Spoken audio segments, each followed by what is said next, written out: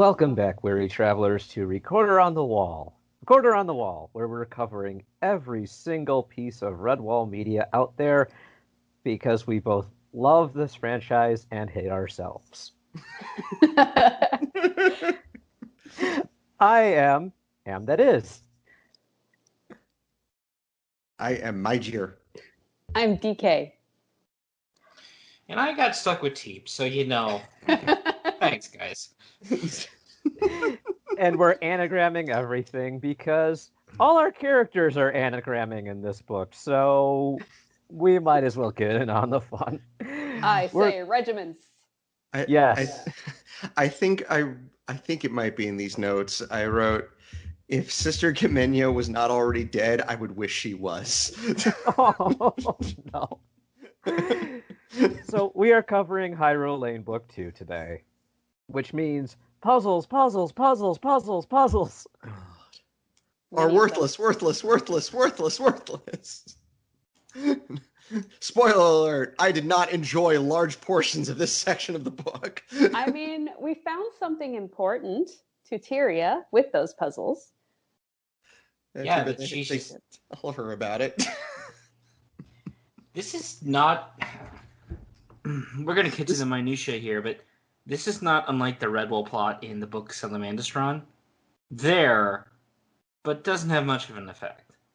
Yeah, at least there we had the subplot, we had the bits with Thrug and Dumble, and those were wonderful. So at least something really good came out of the Redwall plot in there, but like and that book was also smart enough to not keep focusing on Redwall itself. Like we just went back there every once in a while to be like, yep, they're still sick. All right, moving on. Mm-hmm. Here it's, let's spend half a page discussing how we don't like the character that seems to know the answers to the riddles, but doesn't actually tell them because we have to waste time. I didn't mind that, but maybe it's just because I'm used to it and I like the audiobook and I don't know.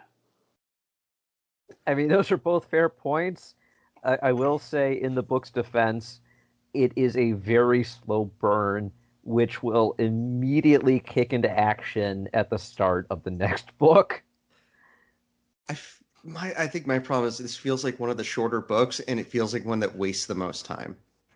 This section was only about 100 pages. Actually. Yeah. And it had enough plot to fill maybe 50. I wouldn't go that far, but we'll see. Also, I would love to just jettison the entire Green Isle plot, so So where we left off last time, cats rule an island of Green Isle. You've got Dad with missing half his face. You've got the brothers pulling a Cain and Abel. And one of them dead. Yay. You've got really annoying Mom. Yep. I was more sympathetic to her in book 1 than I am in this one. It'll become readily apparent why. Welcome to my side. Hated her before it was cool. It's not so much I hate her, I just can't understand the character at this point. It's like, so she's like the defiant bride, like the defiant politically married bride who is just ineffective. I think she could be a little bit more effective. All she does is just snark at him. Snark at her husband. She really is Cersei Lannister, the book version of Cersei Lannister from Game of Thrones. As to why, we'll cover that in a bit. Spoiler I've just started reading all her lines in like the whiniest, most voice at this point. I mean, that is kind of her characterization in the audiobook without the actual vocal whining, but it's very much I'm looking down my nose at you because I think I'm better, which is kind of the same thing. She's Cersei Lannister. Got it. At least Silvermord, or was it Silvermord or Silvermond? I always get that. Silvermord. Mord. Thank you. I always get that one mixed up. At least she was like effective at specific things. Like she was at least cunning. She was smart. She actually got certain things done. Like she was cruel. Like she had moments where like, God, I really can't wait till you get your comeuppance. With this one, it's tie a rock to her and throw her in the water. Ooh. I'm sick of her. My goodness, you've been wishing death on a bunch of these characters. There's Jeremy, are you okay? No, I am not. I'm not okay. Just a heads up, she gets worse. Oh God, how? No, wait, I'll find out, I guess. Yeah. Well, I'll put it this way: the very first line of chapter 13 pissed me off because it said, "Hang on, I'm making sure I'm quoting this precisely because this got me annoyed."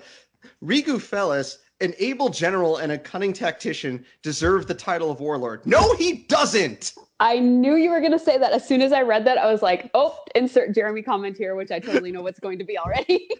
My exact line of my notes is, why must you turn this into a house of lies? I mean, But then we actually get to see some tactical thinking from him. Ugh. I mean, Damig was the last one to really call himself warlord, really.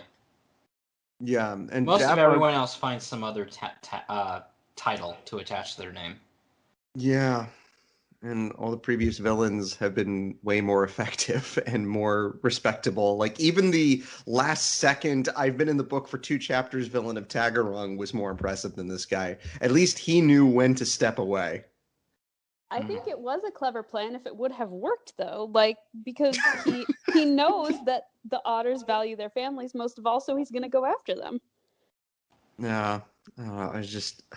Well, which also, I think, just speaks also more to the Shellhound's plan, which is, why didn't you plan to leave anybody behind to defend the families? Well, he left Diderot. She did a phenomenal job. This is very true, but that was on accident. Like, he didn't plan for her to do that. That was more of Diderot is more effective and a better strategist and smarter than our main hero of this area.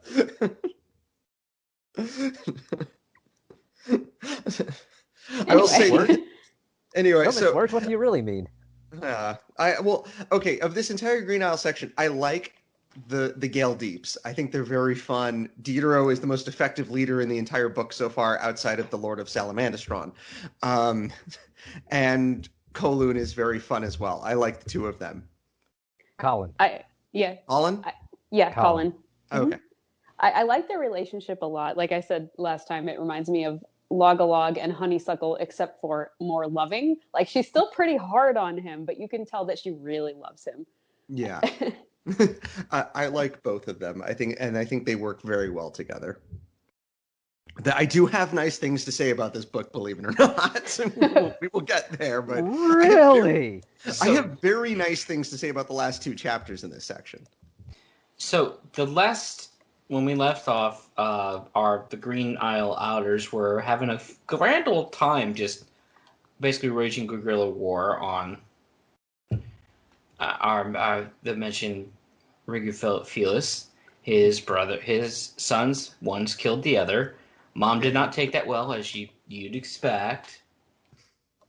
And meanwhile, at Redwall, hey, I want to be skipper. No, you're a girl. Yeah. You get to be queen instead. Okay. Yeah. Queen is better than skipper. I love how her dad is just so supportive of this. I think it's weird because I read a summary of this book online. I think it was maybe Audible or something, but when I was first getting into the series and reading everything, like, it said, against her father's wishes, Tyria decides to go on this journey. So I was expecting for Skipper to be like, no, I forbid you to go, but he's like all for it. So I'm like, that was a misleading summary, Audible. Try again. Yeah, that's just like, he accompanies her a good portion of the way, and then when he believes that she's good on her own, he heads back to Redwall. Like, exactly. He did not object to anything that she did, which I really liked. It's like, yeah. I wasn't really. I mean, I was looking forward to this book, but I didn't really. I was like, oh, but can't we have a supportive parent for once? And hey, we do. So Audible was wrong. Yeah, this is the exact opposite of Marl Fox, where they felt like they had to sneak out because they believed, and probably rightfully so, that the parents would forbid them from going. Mm-hmm. It's like Banjon is to Roosevelt, like they're like opposite sides of the same coin. Good parent, bad parent. Yes. Yep. So this section of the book kicks off with Felix the cat taking most of his forces out, and yes, I'm just going to randomly call him that because I don't care. You know what? I'm okay with that. Thank Yeah, you. that's fine. Yay! I But have approval. If you remember the original Felix the Cat song lyrics, it calls him a wonderful magical cat. I don't think Rigu Felis is a wonderful magical cat. He is in his No. own mind. I mean, fair enough, but I don't think anybody else, even his own family and underlings, would agree. Okay, Well, maybe Atun Ra, but she's not here to, do that. She went on vacation. Oh no! Get out of my head! That's how you know we've been doing this podcast for a long time. Yep. I was gonna say, Felix thinks that he's the kind of guy who, like I said in the book one, I was like, oh, he's got like his Darth Vader outfit. This is the guy that thinks he's like the badass Darth Vader cosplayer, when in reality he's just got a towel around and a bike helmet on. Oh no. So. Oh, he's riding around in his all black spray painted bike, and he's got the Imperial March playing from some Bluetooth speakers. They see me rolling my Segway. So Rigu has taken his troops out. Some of them have been left behind at the castle, and Shellhound is watching this with a bunch of his group, which it was very much just this whole chapter confused the hell out of me. So in the first book, it was very well established that Felix's forces outnumber the otters. Like he has complete domination over this. He has the otter slaves. The best they can do is hit and run tactics because they don't have the troops. So Shellhound's immediate plan, when he sees some of Felix's forces, which is to wait for all of his forces, which is over 200, and he said, once they're all here, we can attack them. With what numbers? They outnumber you. Why? And then he even says, and then while we're attacking them, we'll split off some of our other forces that we don't have and send them to rescue the slaves, which will, of course, be very difficult because, as multiple books have shown, because slaves, some of them might not be physically able to leave very easily. Wouldn't all the Shellhound's forces be quickly overrun in like 2 seconds? And then, almost immediately after, Rigu says the otters have a far greater force than ours. What? Did I miss something? Are there missing pages in this book? The otters came across the Cabbage Patch. So, do they have clone? Is this the clone army? Are they cloning them out or something?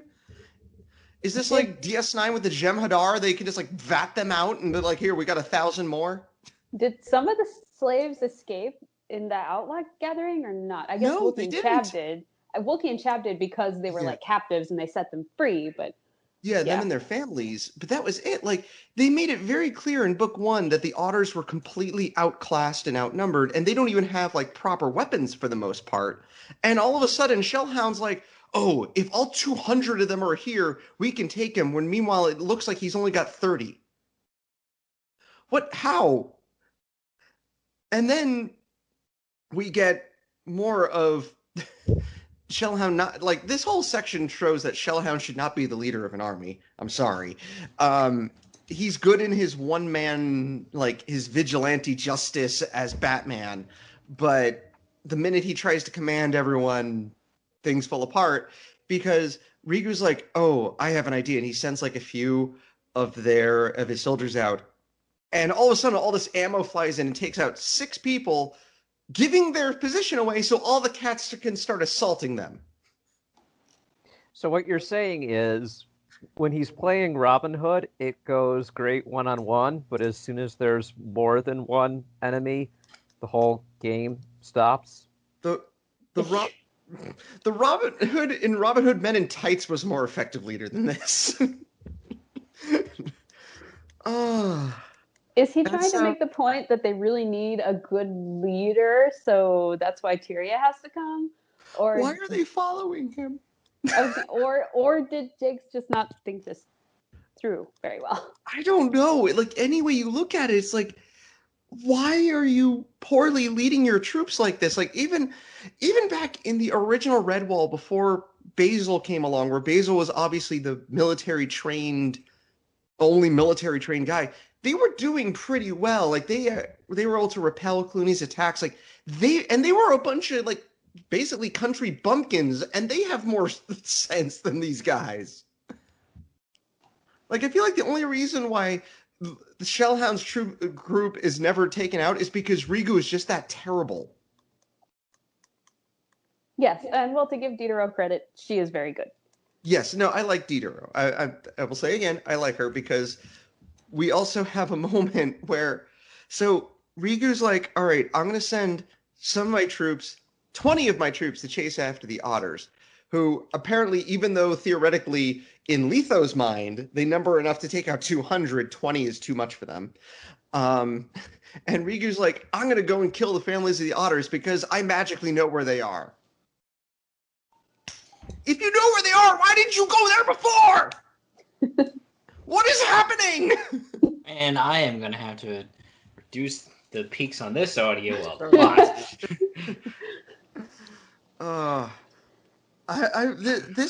This chapter confused the hell out of me, and I don't know why. I think maybe he was just like, I don't know if he didn't know about the outlaw gathering before that, so now that he knows, he wants to punish them by going after their families.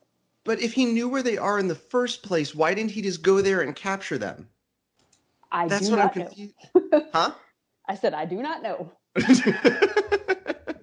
I mean, this isn't like, in Mossflower, at least made sense, which is, Verdaga ruled over Mossflower and eventually Sarmina, but they only ruled over the people, like the creatures that they had access to. As soon as they left and were hiding in Brock Hall, we had the obvious reason of, okay, Sarmina does not know where Brock Hall is. And that was part of the main plot of the book. In this one, instantly, Rigu just magically knows where all the families of the otters are, and his plan is just to go there and kill all of them. Why not take them as captives and use that as leverage? I'm sorry to do the villain's plan for him, but... And then later on in this section of the book, we have something else that makes even less sense, but we'll get there. Meanwhile, we got to go back to Petru the Putrid. Nice. Yep, that's his name now. Thank you. Yay! So, and Petru is everything his father isn't. It's like, he could take lessons from Klitsch. No, yes. Klitsch was actually competent, so... Oh yeah, okay, that makes more sense. Actually take lessons from him. Yeah. Klitsch was perfectly fine. Klitsch was able to get into Salamandastron. And so what happened to Atunra? Atunra or Atunra or whatever the heck, it doesn't matter. Mumra, the ever-living.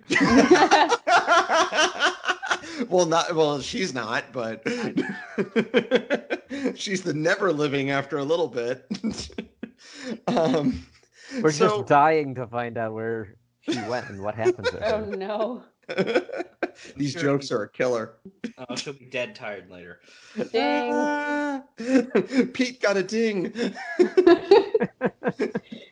that the first time? No. It's not. I could probably count them on one hand, though. Whereas with Matthias and me, you're like, hang on, let me pull up the Excel sheet. Yeah.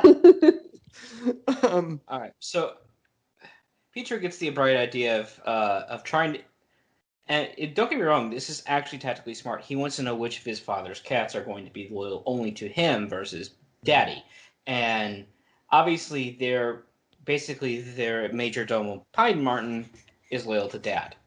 Yeah. And we've got the three stooges who are loyal to Petru, which we will see how effective these three are a little bit too. Well. Spoiler. Well, Not at all. And Peter's like, his first thing when he's dealing with his dad's most trusted advisor is like, "You're going to call me Commander and that is my title until I become Warlord." And you got to think, Astronauts like, "Oh, great." Commander of the idiots. Yeah, And you can hear the eye rolling from here. And she basically takes a second and then repeats exactly what she said. "Commander, your father would never permit all the guards to be inside the fortress." And Yeah. and he basically the Peter's like, "I'm going to threaten my father's best friend with a sword because I'm smart." Yes, Riga Felix actually calls her his friend later, which is like, have we ever seen that before?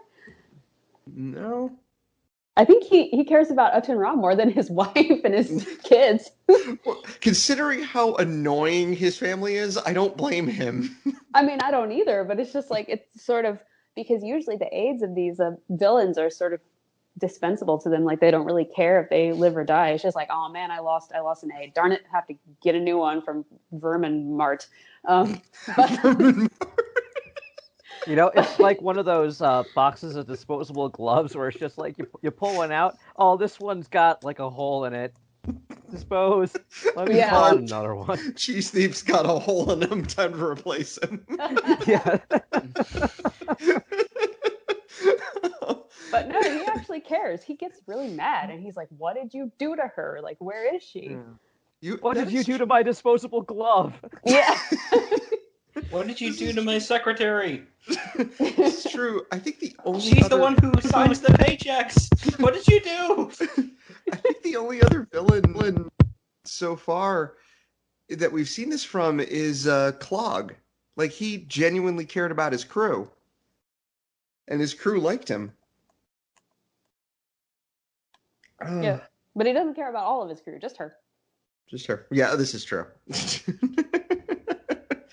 So, oh gosh. And so, yeah, Petru's got 3 idiots who are going to be following him. And then, yeah, we find out that they didn't leave anyone, like, we go back to the Shellhounds crew and then find out that they didn't leave anyone behind to protect their families, you know, or at least, like, have a plan for what to do if the cats did arrive. Literally no plan was in place. In case of emergency, break glass. Yeah, it's their plan was. Yeah. God, no wonder why the cats have ruled for so long.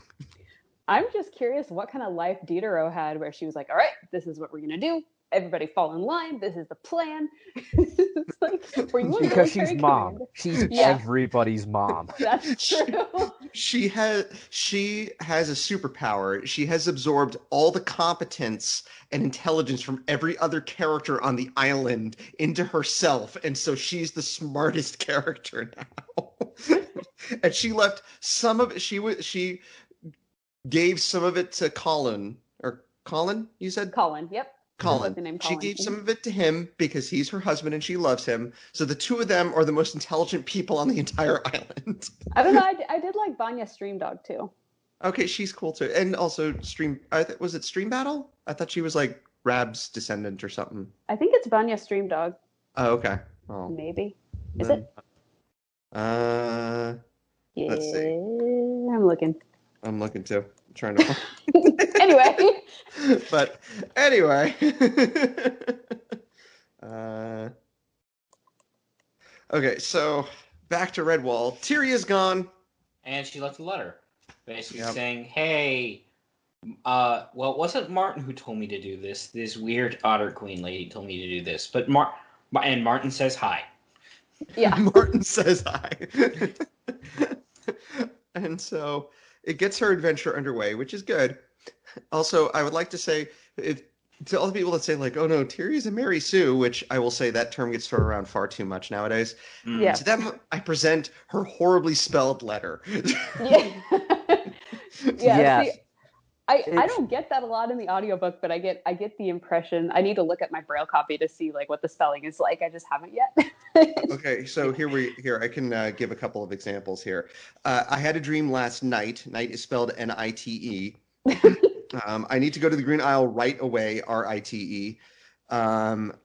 Let's see. Here are some words from my dream spelled with 2 E's, which may help you.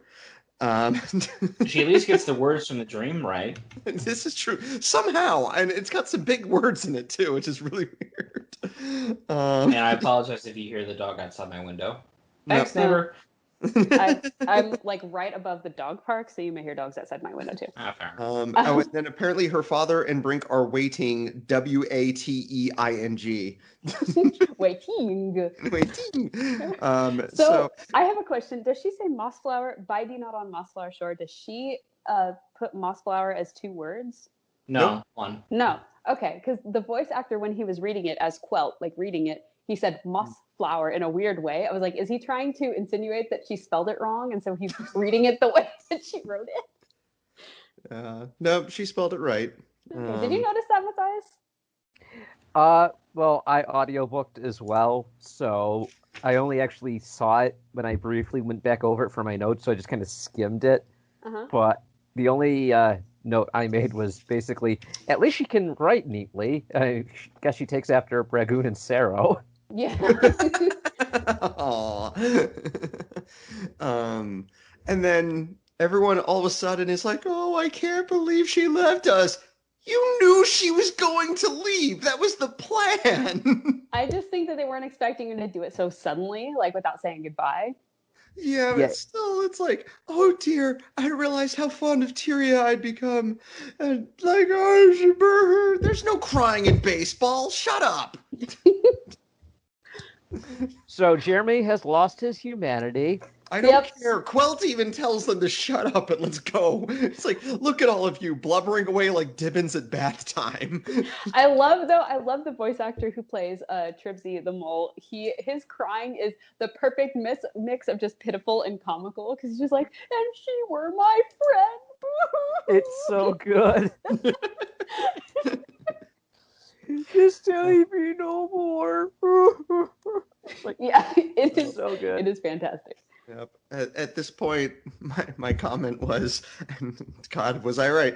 I wonder what the point of deciphering the riddles is now if Tyria already left. Well,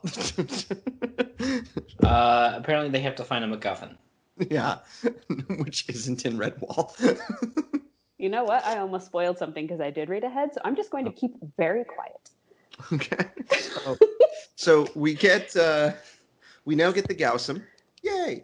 And we get the classic movie moment of like, oh, we have this target like fake weasel or ferret, whatever the heck it is, or wear it hanging here, and they're like, there's point for hitting the leg or point for hitting the head, and Tyrion's like, what happens if someone hits the eyes?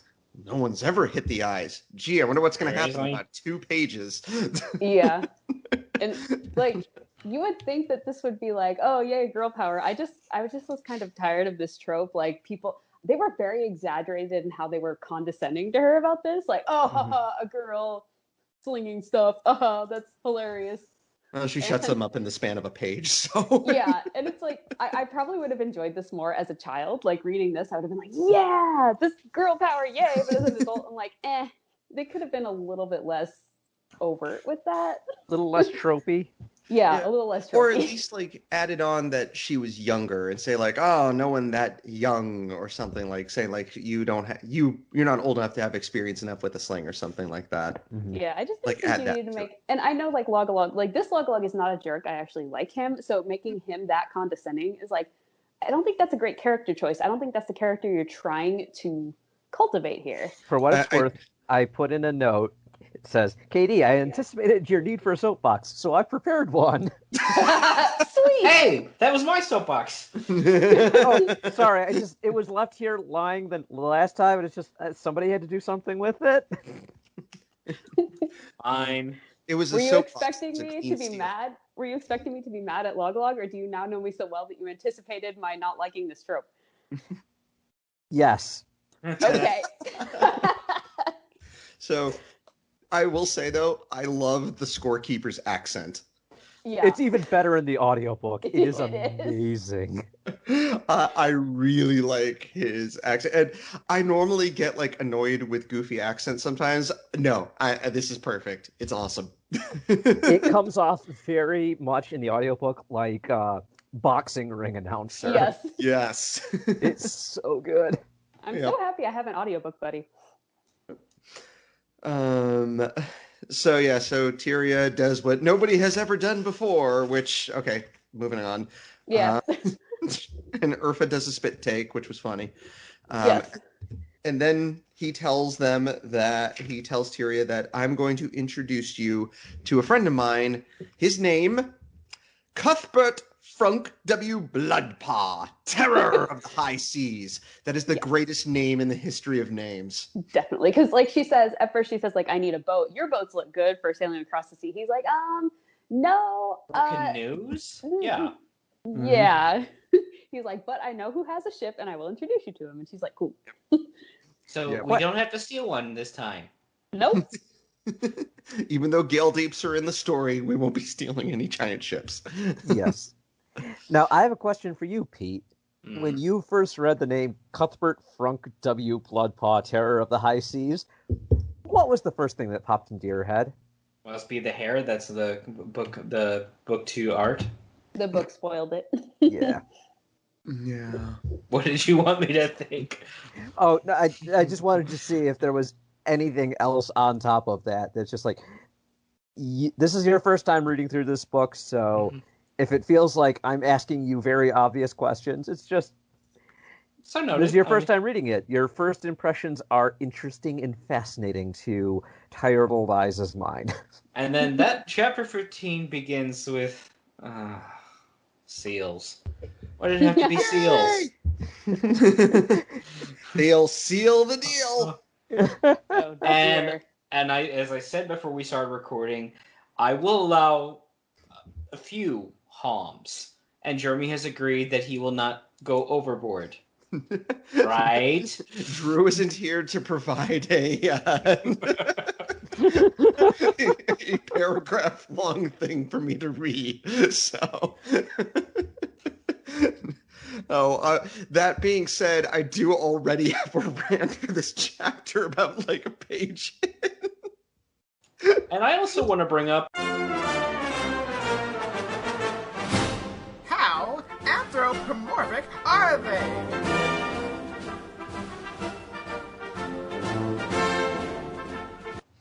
how anthropomorphic are they? Well, this book, with the exception of the seals, pretty anthropomorphic. There, we even get a late chapter when we get introduced to our in residence Badger Lord of Salamandastron that pretty solidly already sets it. But book 2, as I've already mentioned, literally begins with our shipbound hare, who's exceedingly anthropomorphic, dressed to the nines in basically pirate wares, and yeah. So chapter 15 kicks off with the otters heading back to their hideout that wasn't very hidden. And there's smoke like billowing out of the place. So in order to see through the smoke, they light a bunch of torches. How do torches let you see through smoke? Nice. How is adding more fire and smoke going to help you see through the smoke? Never having had eyeballs that work, I cannot answer that question for you. It would, under normal physics, it wouldn't. Okay, thank you. So- Maybe they were like trying to clear the smoke by waving stuff. I don't know. Yeah, by creating more smoke by waving lit torches. Yes. I need some smoke to see through this smoke. You know, I could just offer this one explanation. Jeremy, Okay. I know you're not going to like it. Oh, no. Brace yourself. This is a children's book, and maybe we're overthinking things. Don't teach children that if they're in a smoky room, they can see through it by lighting more things on fire. If that's the lesson you're taking away from this book, I think you should probably be reading your textbook instead of reading this in class. Now, turn to page 74. We're on to the Revolutionary War. Oh, you missed a turn to page 394 That's option. what I was thinking. Harry Potter joke. Oh, okay. And so this is also the point where it's like, man, if only you guys would have had some sort of escape plan or any plan in general, maybe you could have gotten through this without being like, oh my God, where did everybody go? It's okay, Well, the though, general Diderot's in charge gotcha. of planning is Diderot. Right. They left I the mean, general Warlord at home. Diderot sounds way scarier than Warlord Thelis, if you ask me. Everybody is. She's more effective too. So it was at this point where I was just like, why do people think the problem with this book is Tyria? She's fine. She's charming. She's a fine character. Her plot line in this section, in book 2, is the only part of this section that I actually liked, besides Diderot and Colin. The real problem is, well, outside of wasting time at Redwall, is almost everything that's happening on the Green Isle. The villains are bottom of the barrel garbage. And the plot line with the otters is, pun fully intended, just to be as annoying as possible. The plot with the otters is literally treading water until she arrives, because obviously she's going to be the one to help lead them to victory, so they're not going to have a victory until she shows up. So literally everything they do is pointless. I feel like, and we felt like we went from Letho being this renegade and leader in book 1 to what is your plan? You have no plan right now. You've been tricked by Rigu, which is really sad. Like, Rigu is an established idiot at this point. And you didn't have any plans to set up escape for the families. Granted, we've already established that Rigu knew where this place was because magic. Well, Jeremy's clearly homing off the handle here. And you complained about me. I'm aware. I have been very guilty about subboxing when it comes to this. So, to this franchise. Yeah. So, this is like, I'll put it this way. There is a point where I just literally just yelled, you know what? No, when we get there, you'll see it when we get there. It's in this chapter. Just turn away from your microphone, please. Yep, I will. I will not shout. Okay. I will be respectful of your audio levels. that's just my ears. Yep. So the seals are back, which I was happy to see because they are cool. And so they go searching, they find the seals, and they find the families. And Diderot is like, yeah, we left because it was dangerous, and I came up with this awesome plan to smoke out the place and left like literal sludge. Like, we poured all the food out on the floor, and it's hilarious. We got to see Rigu slip and crack his butt on the floor. Yes. Oh, and my royal pride. and My like royal thorns and posterior. stuff. What is funny about Diderot, though, is that like she doesn't even tell them this. She makes someone else do it while she's getting other stuff done. She's like, I don't have time to talk to you. Talk to the bard. He'll tell you what I did. Zilla and the bard's even like, you could do a song of it. It was awesome. Yeah. And it's like, and it's Letho was at a loss of what to do, and I was like, no wonder why you need the high Rhulian to pull your rudders out of the fire. And then, sorry, go ahead. No, just that's pretty much it. What? Basically. Well, like Yeah. what you said is it. So then we get to another thing that annoyed me, because so somehow Rigu magically knew where their hideout was. Well, fine, whatever. He figured out where it was. I don't know. He used magical. He's Felix the cat. He has a magic bag. He pulled the map out of his magic bag. Now, all of a sudden, over 130 pages into the book, Zillow the Bard, all of a sudden knows where some super secret Holt is that will keep them safe. Why didn't you go there earlier? I think an explanation for this could be, feel free to poke holes in this because I'm just coming up with it, but like the otters The otters wanted to stay close because there are lots of slaves that are their friends, and they want to be there in case they could help in some way. And Holt Sommerdale sounds like it's a little bit further away.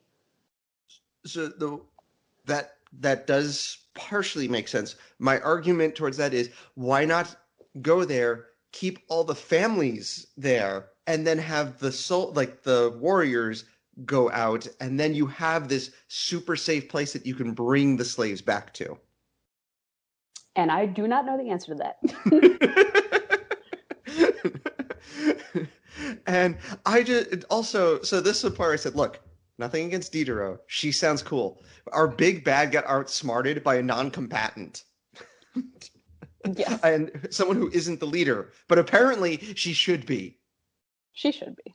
And I just have to say, like, if you're listening to this and there's some obvious point that we have all missed and you're screaming at your podcast right now, email us. Tell us what we're missing about this.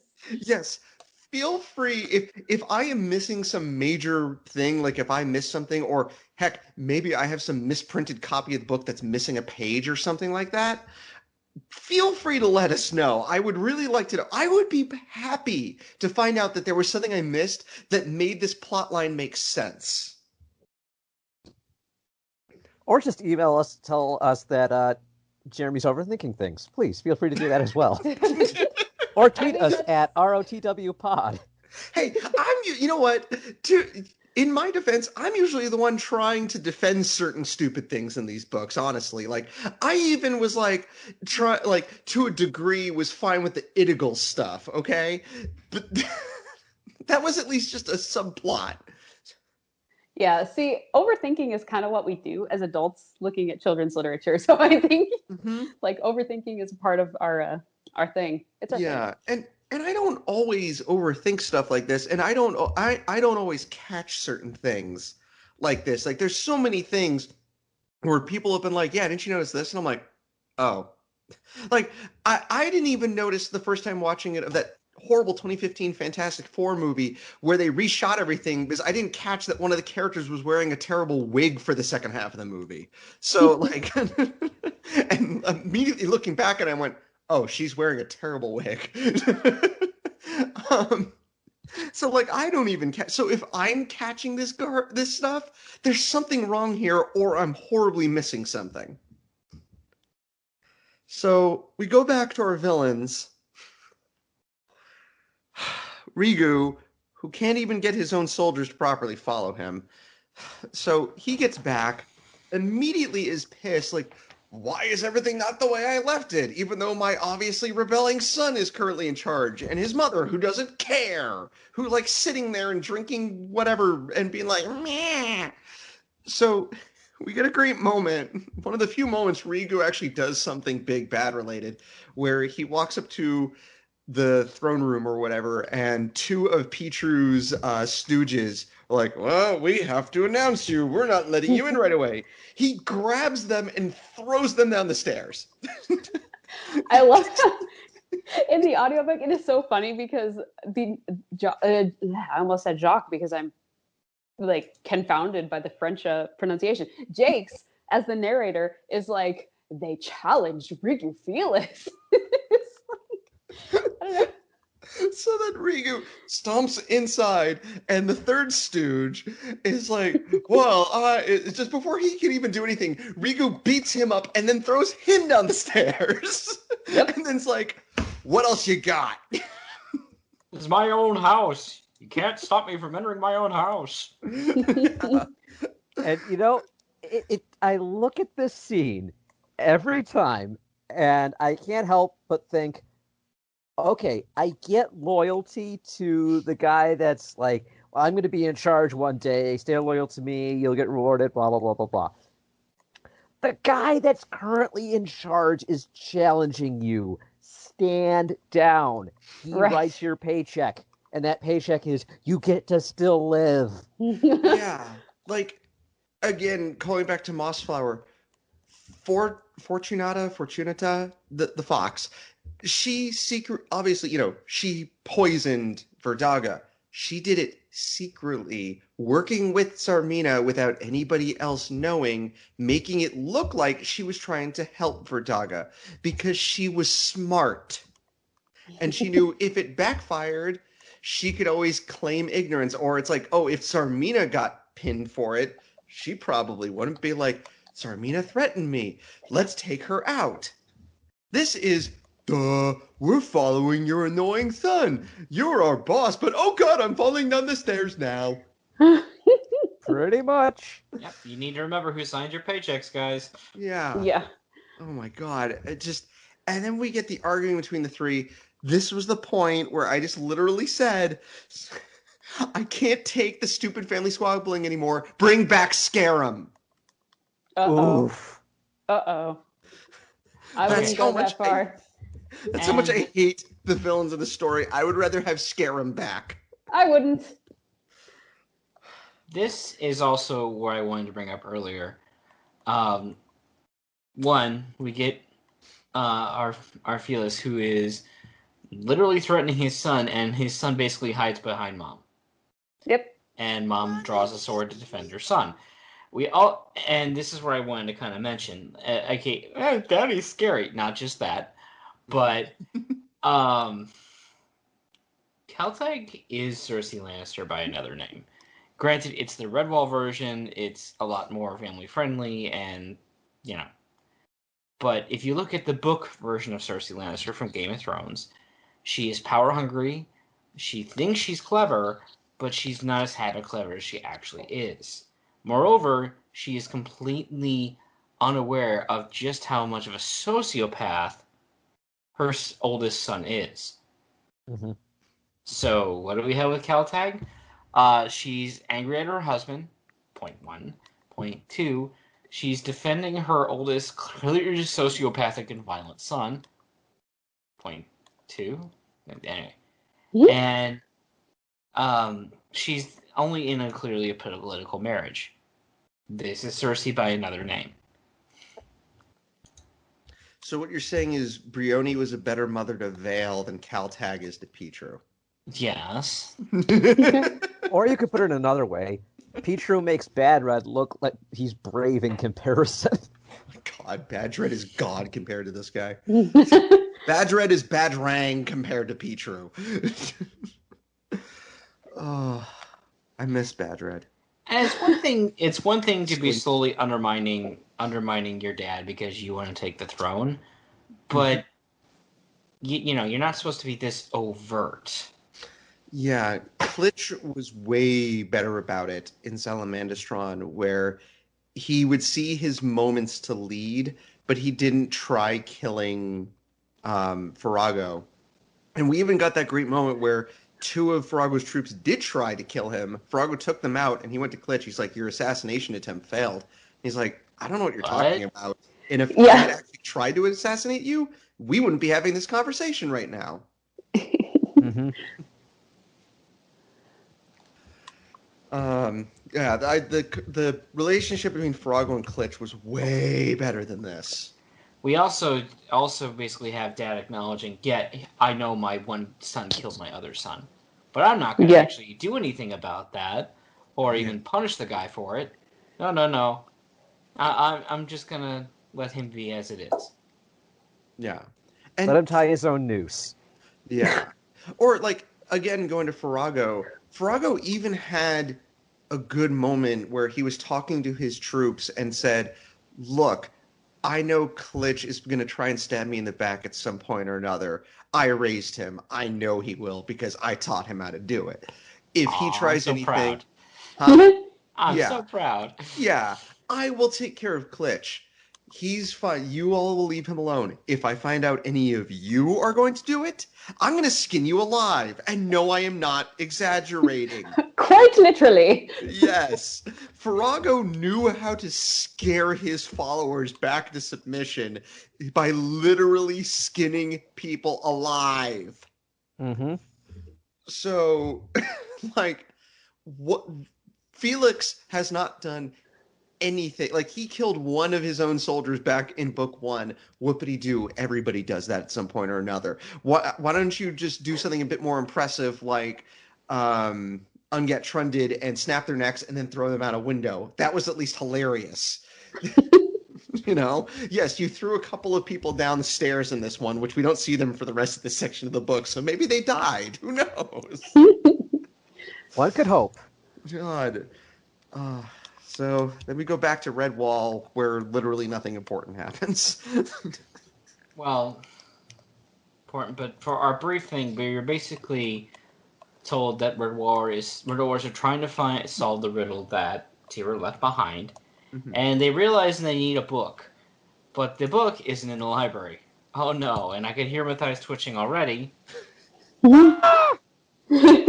The book is apparently one of 2 tomes that has replaced a bedpost inside the gatehouse. One of the 4 post that makes contact with the floor to support this bed is broken off, and they put 2 big tomes underneath it. How are these books not damaged by that? Exactly. Very excellent question. I have a note. Books as a shim hurts me on a fundamental level. Don't treat books like this. I literally was picking up Book Drop from work back this past Friday. A book I know and love got returned. It's a big, thick book, like 2.5 inches thick. It's huge. And it's like, wait, what's going on here? I go to pick it up. The back cover is falling off. Aww. It's only like 3.5 years old. What is going on? Yeah, if my 25-year-old copy of Martin the Warrior is still in one piece, like, people got problems. And that's the paperback that's still in one piece. So Yeah. That's like, it's some big hardbound thing, like, So yeah, and at one point, Geary I don't really remember what type of creature he is, but I also don't care. He's a squirrel. Huh? He's a squirrel. He's not Mr. Squirrel, but he is a squirrel. If he was Mr. Squirrel, this would at least be more interesting because we would look into how he lived this long.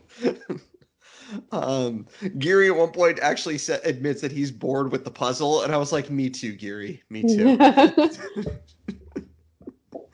Like, at least I keep referencing Mossflower, but I feel like there's plenty of reference to be made. At least, okay, Martin, Gaunt, Dinny, and Bella did not finish solving the riddle of how to get to Salamandastron.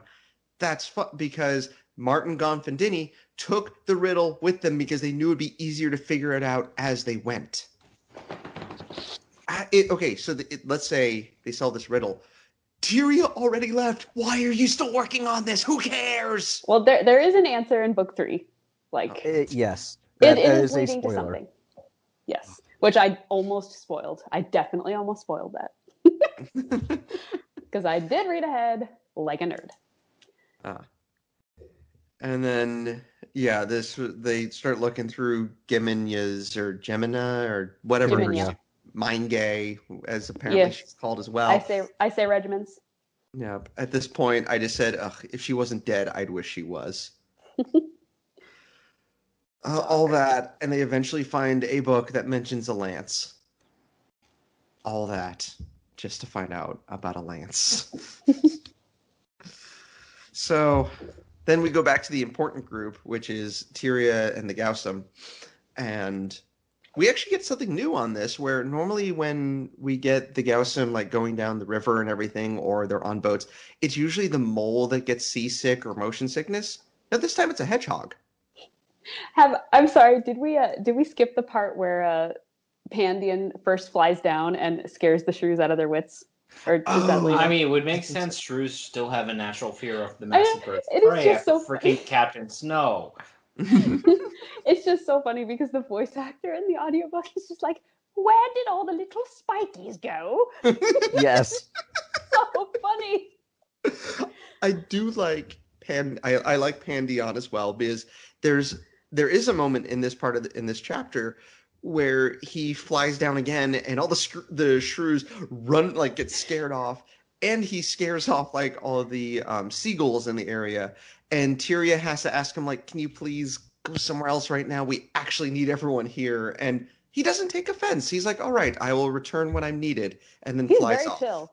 He's very Yeah. chill. He's just like, okay, I can must go fish. now. The plot needs me. No, it's not. I must go. The plot needs me. It's I must go. I need fish. Yeah, I like fish. Fish are good. Yep. Um, which I like that. And then we have the introduction of one of my new favorite characters, which is Cuthbert. He's awesome. And his ship, the Purloin Petunia, which we will find out the importance of that name in a little bit. Bring a box of Kleenex. What? Bring a box of Kleenex when we do. Yes. Oh, yes. My first response to this character was, and we're told outright by the shrews that, well, you know, he's not right in the head, and you know, and all, and you know, we kind of just let him do what he wants, and I'm sitting here, and he acts out these different personalities, and but he is from Salmanastra, and I'm like, I'm thinking to myself, what kind of Badger Lord would let a hair like this out into the wild? Like, you know, wouldn't they try to provide them care at Salmanastron, or at least see if the Abbey can do anything for him? But we're actually given a good reason later, so that point is withdrawn. Yep. Yeah, but it's not like he's hurting people. He's not really doing any harm. He's just being eccentric. Mm-hmm. Yeah, at first he's introduced as just a little weird. Like he introduced himself as a Logalog. He thinks he's a shrew, and then he states that he's an otter sea captain. And we see that we do get some hints that there is something off because he has a lot of scars on him and one of his ears is half shorn off. Mm-hmm. So like there's more to him than meets the eye. And we will get there, and it's very, very, very good. Yep. And I think overall he's one of the best hares that we've seen in the whole series. He's a perilous fighter. His backstory, tragic. He's over the top to be sure, but in some ways he's a more realistic character than many of the other characters we see. And he's got mental illness as well.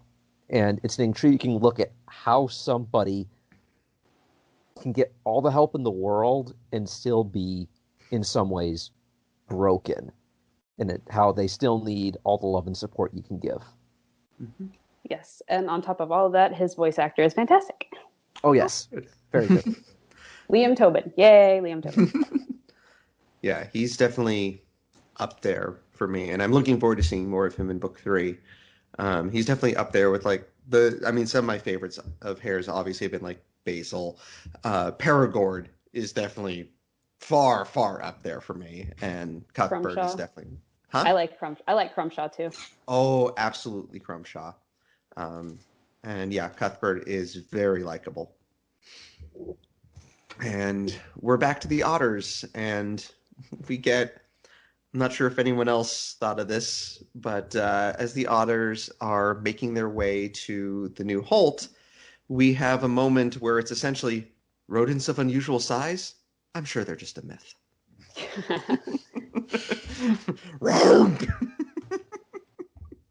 So we have a moment as they're walking past where a giant MacGuffin pops out of the water. I mean, Chekhov's gun. I mean, lake monster, where Colin's just like, oh, don't worry. The monster, the Slothanog monster, it's just a myth. And he throws a rock into the water. And all of a sudden, this big giant freak of nature pops out and like chomps it or something. And they all just sort of stand there for a moment like, oh. Well, that happened.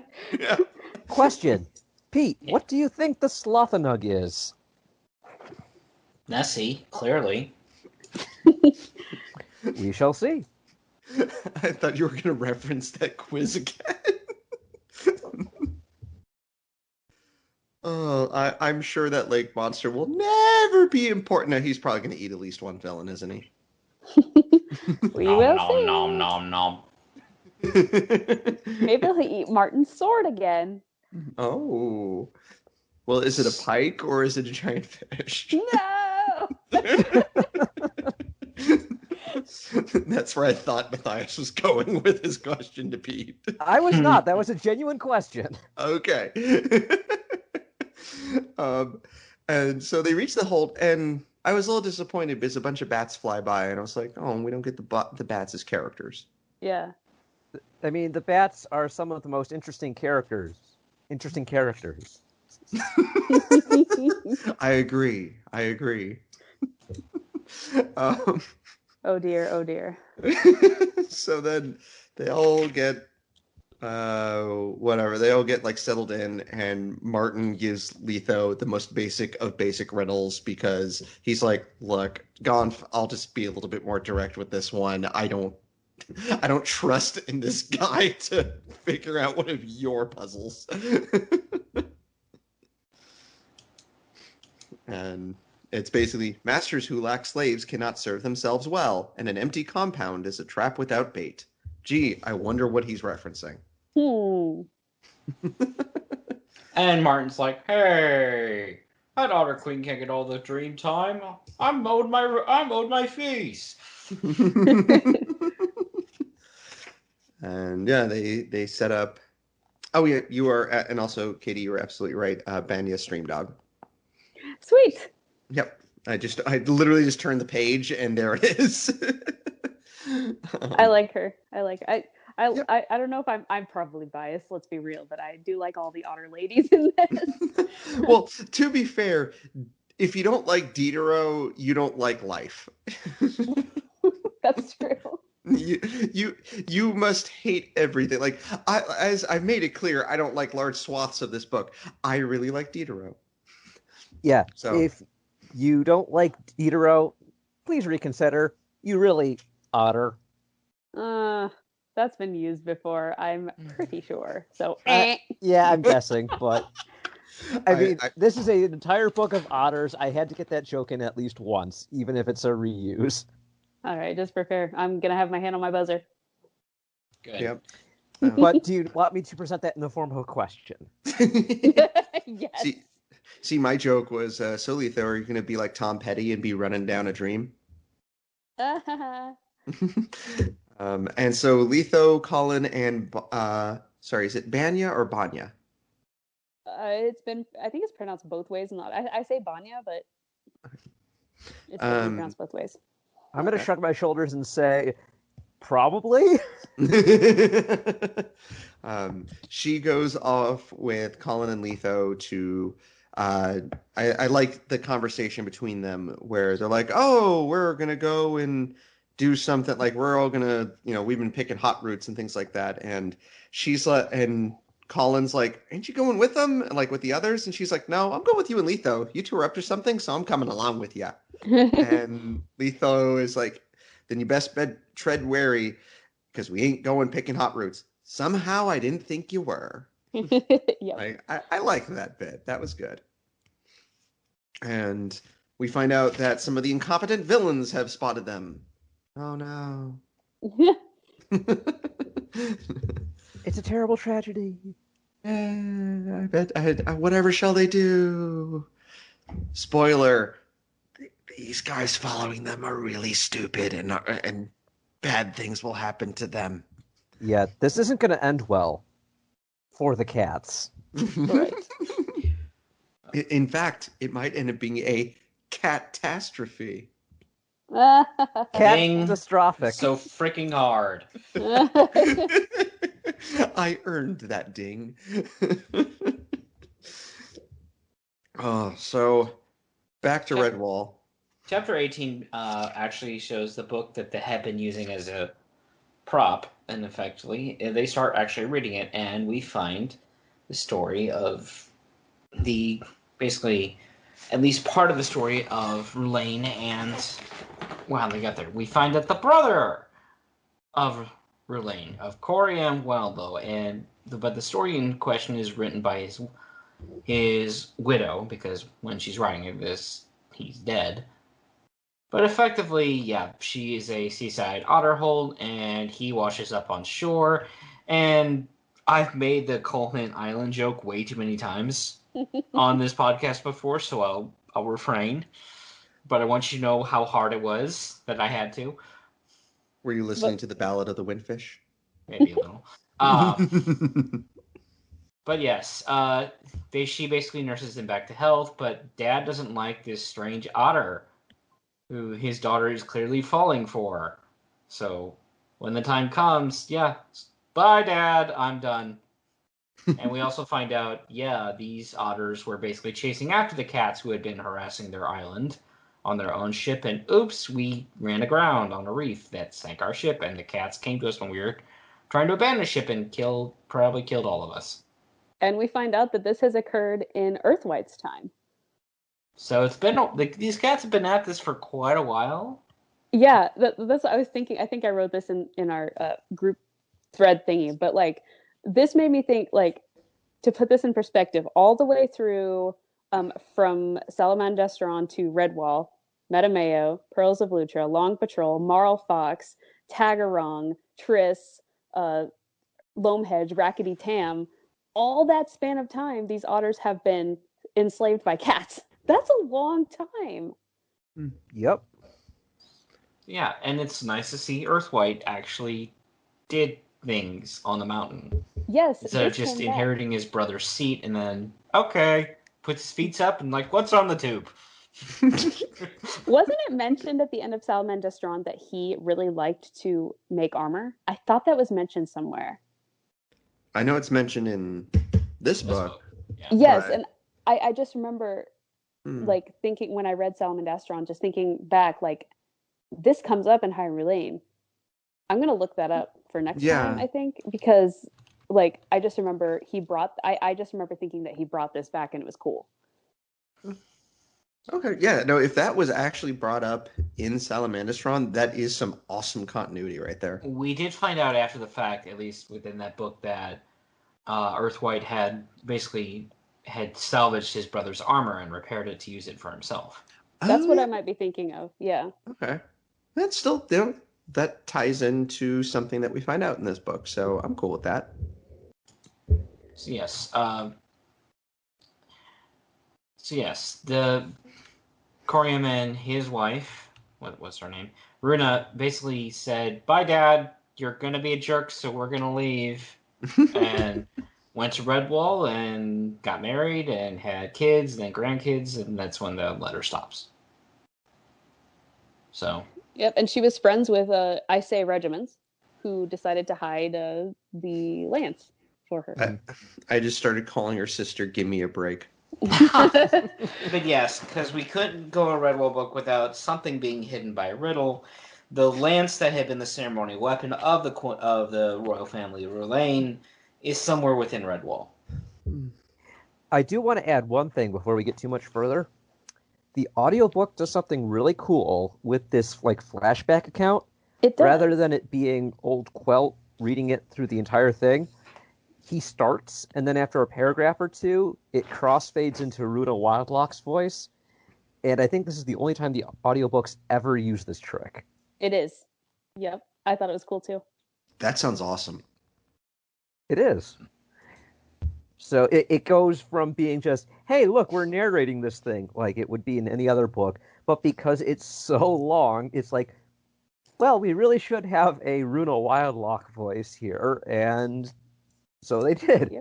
Oh, actually, I take that back. In Doomwhite, this trick is done again for a certain journal. Oh, okay.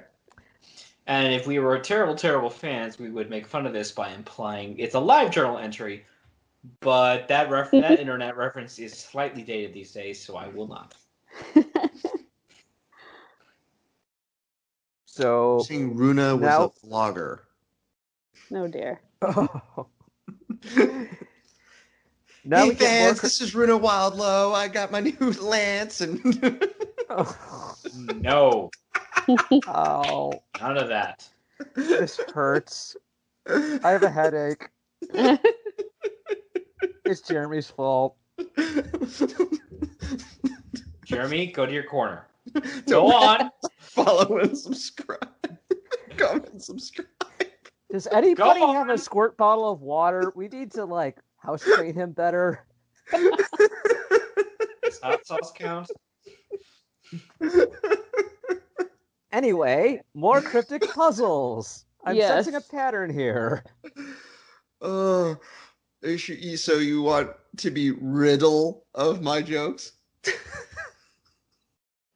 Holy stalling on my podcast, Batman. All right, I'll shut up now.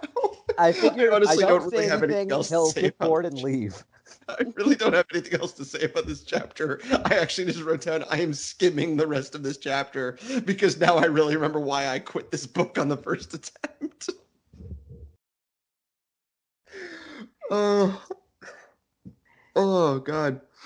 They try to figure out, like, okay, now we know a little bit more what we're trying to find.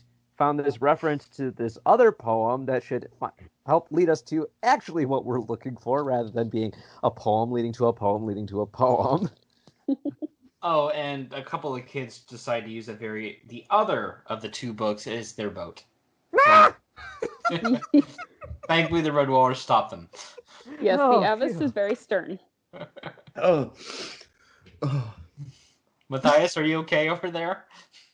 I'll let you know when my heart is back in my chest again. I keep telling you, man, you need to stop calling us from the hospital. How many people have you cut open while you're talking to us?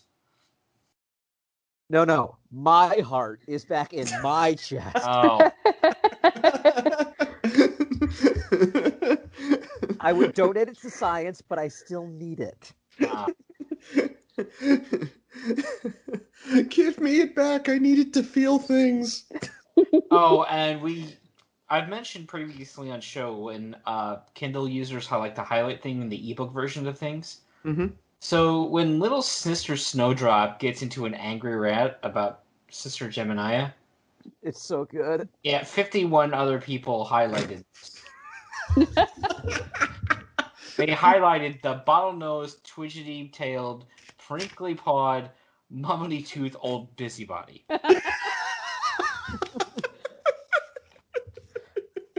I gotta say, I love Jake's insults that like are supposed to be scandalizing to sensitive ears that are just like a bunch of stupid words, like Yep. a stupid adjective along with a part of the body, and it's Uh-huh. just so I good. agree. And then so the good. Abbess's response is even better. You were right, Snowdrop. She's all you said she was and more. The barrel-bottomed, flinky-eyed, twoggly-eared old nuisance. Yeah, I love there's another one in a little bit. The slab-sided scoff swipers is another one of my favorites from this book.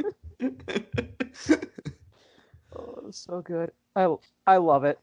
I mean, especially back in Marlfox with that duel of insults. I Yes. still re-listen to that part of the podcast again because it's just so much fun. So, chapter 19 begins with not the most flattering artwork of our pirate bear. That's what. Yeah, Victory. that's not inaccurate. It's him with his hands on either side of his muzzle and yelling about something. Yeah, which I will say I had to reread this sentence because I misread one of the words.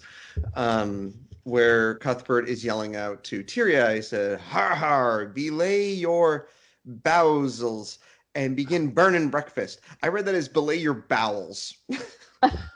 I mean, Oops. We don't they talk don't have about vowels in bathrooms this in series. Redwall. There's no bathrooms in Yeah. So But yeah, basically the first thing he's like, one, he messes up her name repeatedly, and when she tries to correct him, he ignores her. later when she corrects him, he thinks she's a different person. And I love how he's like, one name is good enough for or like one name is good enough for all of us or something. And she's like, hang on a second. You have like 50. Yes. You know who he is? Jod. He's if you've ever seen Avatar: The Last Airbender, particularly season 3, there is a local a guy who lives on a polluted river who has who thinks himself 3 separate brothers. Yeah, that's good comparison. I like that. Yeah. And if you haven't seen the Avatar: The Last Airbender, pause the show right now. Go watch it. I can't pause the show. I'm recording it with you. We're talking to future Jeremy. I haven't Future seen Jeremy, it, by this the is way. past Matthias. Pause the episode now and go and watch Avatar: The Last Airbender. I won't be listening back to it, so oh well. Anyway, apparently though, she's been appointed as ship's cook, and I have to call a little bit of what on this because she's never cooked, and she Yes. grew up at Redwall. Are you telling me basic food making wouldn't be part of Abby's school at Redwall? This is true. Like even in the Long Patrol, they had Tamo and I'm so sorry, I Pask. forgot. Huh? Pask? Pask. Tamo and Pask both learned how to cook. Like got to help out in the kitchens. So yeah, I agree with Pete. Like, how did she never like? Especially Never because pick it any of seems that like, up. Yeah. huh? No, Yeah, she never pick any of it up. But it does seem that she did, though, because like it says she had a natural talent for cooking, which kind of annoyed me in the fact that A, it just gives fuel to the fire of people who think she's a Mary Sue, which I don't. But also it makes me sad because like I'm a good cook, but like not everything I try turns out great. And I'm just like, maybe I'm a little bitter that somebody is a better cook than me. I mean, I'm not saying people can't have natural talent, Right. but cooking is like anything is a skill that has to be nurtured. Yeah. No, I just was like, well, first of all, I was reading this part when I was hungry, which was a stupid idea. But for me, it's just like some people just happen to get stuff right their first tries. Like I've made multiple dishes that turned out great on the first attempt. Granted, like I improved stuff later on, but like I've had multiple things where like the first time I made them, I got great feedback from people, or like I just enjoyed it. So Yeah, it's like, but I mean, this was her first time cooking, though. I think it would have been more interesting if, like, maybe the first couple things were not so great, and Cuthbert was like vocal about telling her, "What do you call this? You call this breakfast?" And then, like, over time, she got better. I would have liked that a little bit better than, "Oh, I have a natural talent for cooking, even though I've never cooked before, and everything's delicious." Much less, literally the next thing she's told to make is Skilly and Duff, and I'm sitting here like, well, we never made that at Redwall. Although there's legends that we will never make it ever again. Yes. For some reason, it's on the do not cook list that's pinned up on the wall there. Yes. Yep. Along with Signed. Otter Rock Creams. Yes. I was going to say, if you ask about Skilly and Duff, it's a slippery slope. Yes. You're blackening But- the point. Yes. Ding. I Thank have my you. moments. Are we in Bizarro World? Matthias is dinging Pete for puns. We've And crossed you into Bizarro, mommy. me and Matthias. This our recorder off the wall. Oh no. I mean, to the point, yeah, you didn't. We're like, oh, she never learned to cook at Redwall, and that's a fair point to bring up. But how it's explained by Brian is that, oh, she's always been around all these other cooks that always did it for her, so she never learned. Mm-hmm. Even if we take that at face value, Mm-hmm. fine. It's just like, it seems like a critical skill when you live in the middle of the woods and have to go out on occasion, to have to know how to cook food. Arguably, Salmandastron is going to be better about this because you have to teach hares to basically forage and live off the land. Mm-hmm. I will make one excuse for her, and that's not so much on the cooking side, but in the, hey, I'm going to put these flavors together. When you've lived at Redwall your whole life, you just develop a sixth sense for, hey, these flavors go together because the friar made that dish one time that I liked. Oh, and Well- I thought of a thing. In book 1, when the friar serves her the hot root soup, she's like, "Hey, what do you put in this?" And he started listing off stuff. So maybe that was something that she asked him a couple times, and she kind of got ideas from that. Mm-hmm. All things being said, it's a very minor point. Yeah. I do like, though, is she doesn't fall into the otter stereotype, is she instantly knows how to cook delicious hot root soup. Well, yes. Which as I have proven in real life, cooking hot root soup is not an easy thing. And I will say, you know what? I like these two characters so much. I read through their entire duet and really enjoyed it. And I usually have been skipping a lot of the songs, so I love their little like friendship, mentorship they develop so much. Like it's so fun. Well, and apparently their whole thing is, well, before he heads to the Green Isle, he wants to resupply at Salamandastron. Yep. Okay. And then the chapter ends with a mountain-sized cliffhanger. Dang. Okay, now we're back to normal. I really enjoyed this chapter, and I was sad that it's like the shortest one yet. And chapter 20 begins with our big bad looking very Genghis Khan-esque. He kind of does. I'm pretty sure that's the aesthetic the artist was going for. We're back to the island of misfit armies.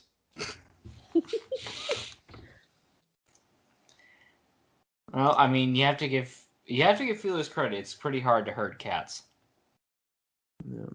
No? I mean, of course I've heard of cats. Cute. Ding. Even I think that was bad. Thank you. I know. That's why I made it. But yes, so we get back and we first with our otter rebellion. They're like, They immediately like, oh, we're talking about food. And because, that's a Red Ball book thing. Oh, of course yes. it is. Though nothing will compare to Mariel and Dandon's discussion about food back in the Bellmaker. That was No. When they're about out of food to Salamandastron and those three young hares are suffering about it, that was... Yeah, at this point, we're back with the Moron family. And at this point, I just wrote, at this point, I'm going to be reading Rigu's lines in the duh voice. Petru, like the whiny teen from The Simpsons, like the, put this mayonnaise out in the sun. And Caltag like a screeching harpy. She is queen of the harpies. So, that being said, yeah, their whole thing is like, oh, there's the 8 or so of the group that were following us earlier we didn't kill. I've got an idea. I smell wacky hijinks. Yep. And Letha, Vanya, and Colin are such a fun trio together. Aside from what Jeremy's opinion is. They remind me a lot of Clary's crew from Mariel of Redwall. Oh, yeah. So we get back to Riku, and they're like, hey, where's my best buddy? And like, yeah, they can't find the one pine marten. You have one pine marten on the whole island. You had one job. You had one pine marten. And he basically says, but his wife and son, if you guys are responsible for this, I'm killing you. Yeah. Do it. Do it. Go back to Star Wars, Palpatine. Go on. Do it. So it's treason then.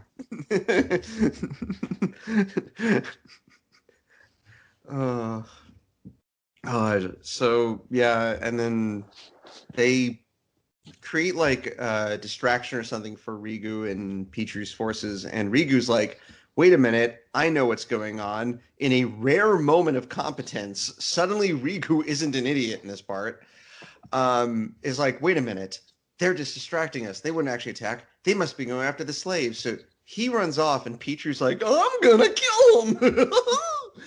And Letho goes to meet with his 2 spies with the slaves, which I totally forgot that was a thing. And is like, we're going to rescue you in about 3 days, and then leaps out literally into the waiting arms of Riku's troops. Yeah. Whoops. And then we hear what happens to Petru, and it was Petru's time to shine. Unfortunately, he's only a 15-watt bulb. Yeah, so Rigu comes back. He's like, yeah, I captured the Shellhound. What have you done with your life? And Petru's like, and it wasn't Petru, it was one of his subordinates like, well, We fired arrows into those bushes and attacked anything that moved, just like Pichu commanded. Here's the head of one of your generals. Yeah. Oops. Yeah, it's like in Martin the Warrior when what's his name? I don't remember his name. One of the captains, Hisk, that was his name. They were like running toward the fortress, like, "Yay, we're home!" And Badrang was like, "Ah, they're charging! Kill them!"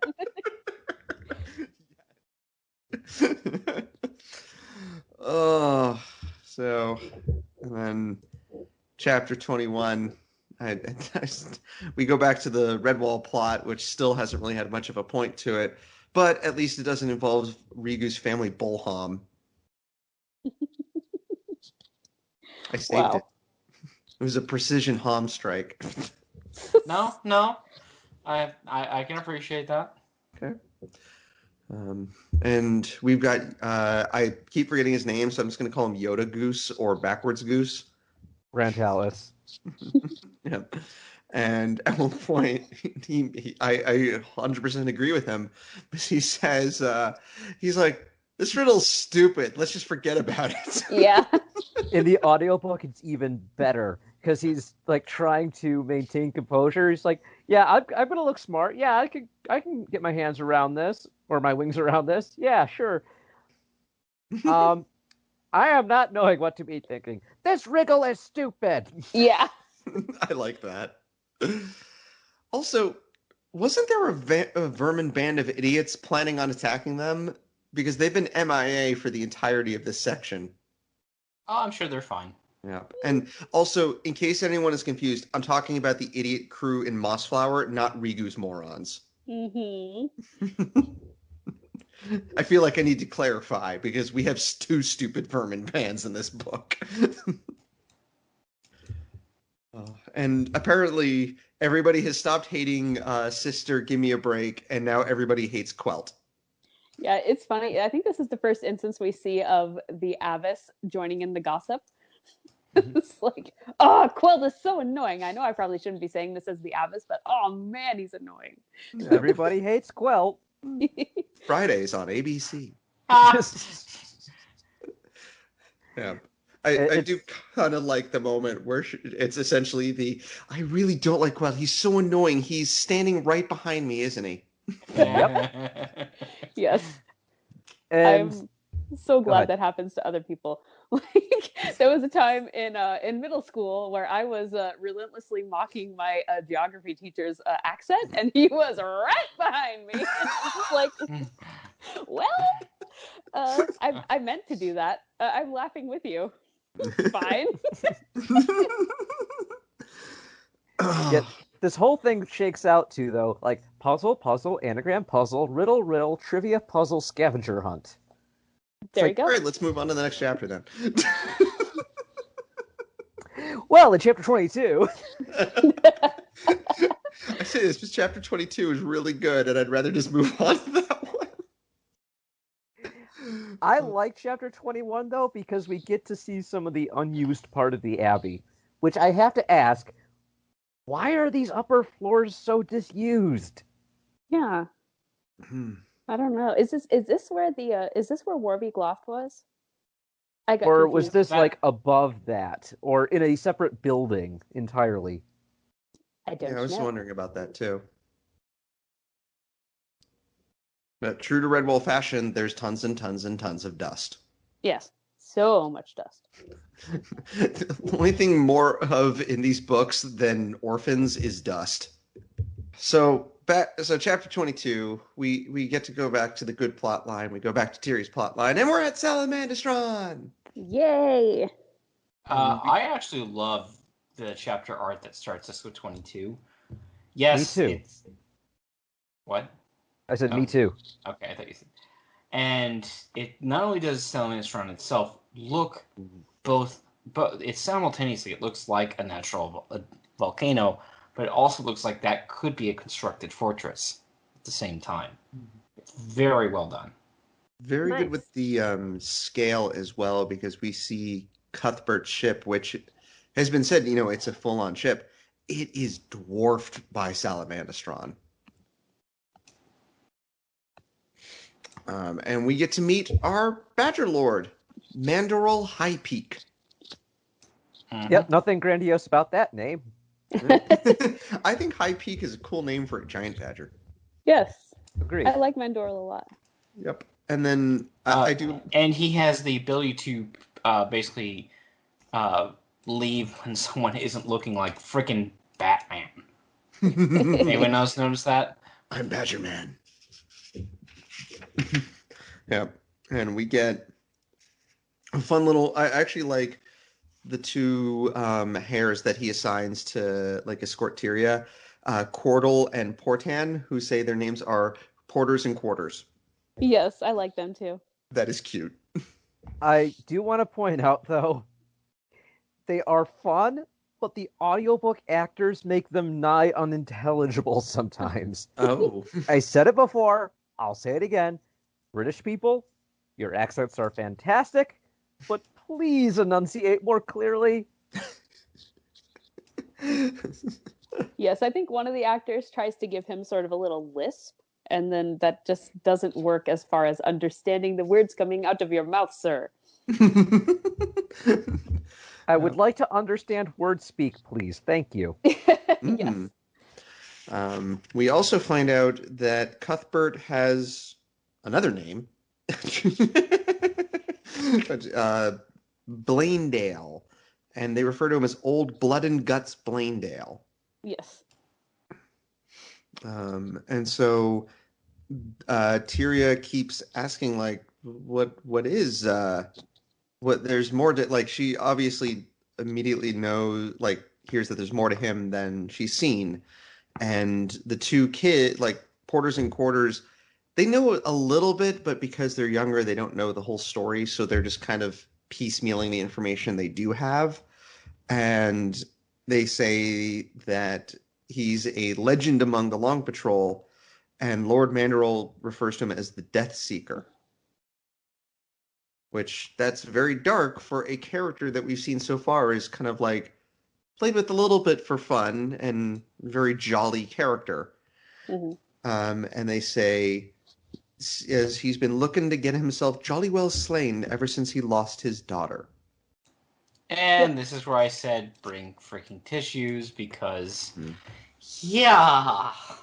We get Cuthbert's backstory told to us by Captain Raphael Grandin, which it's good to have a Captain Raphael that's good, unlike the one that we had in The Angel's Command.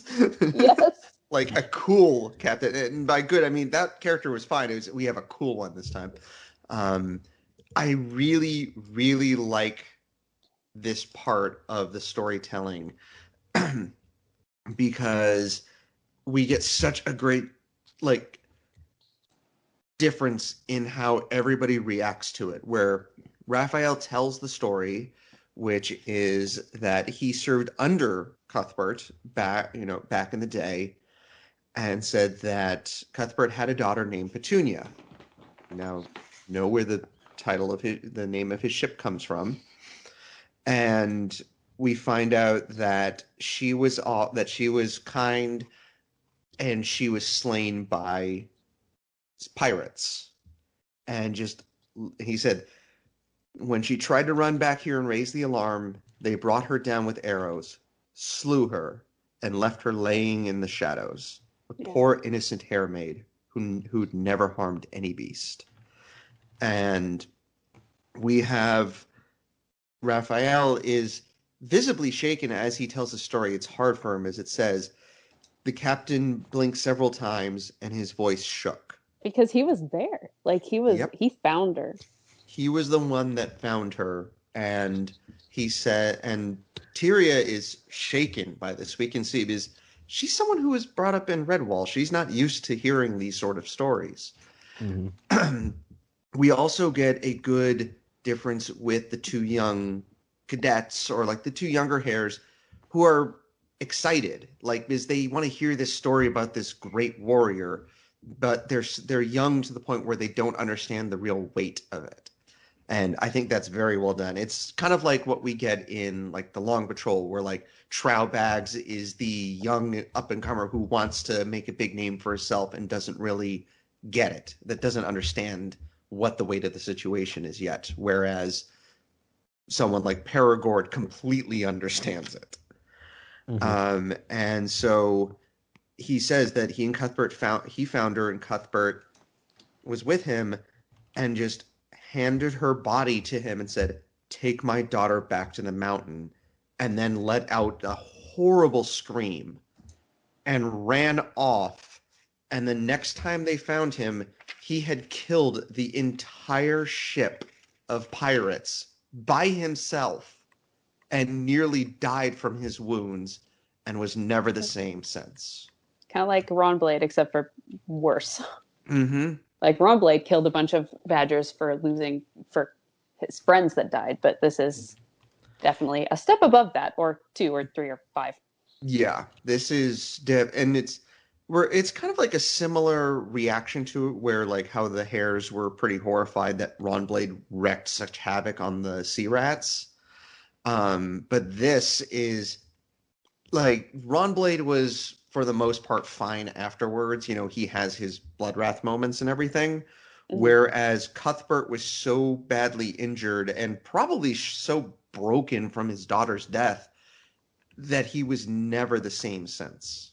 Yeah. And I have just like, and I don't want to take anything away from how sad this story is or how impactful it is. I do not like the pure, good, sweet, beautiful, innocent female being slain to drive forward the plot of the male. And I would have liked this a little bit better if it were a young, innocent son instead, just because it is devastating either way to lose a child.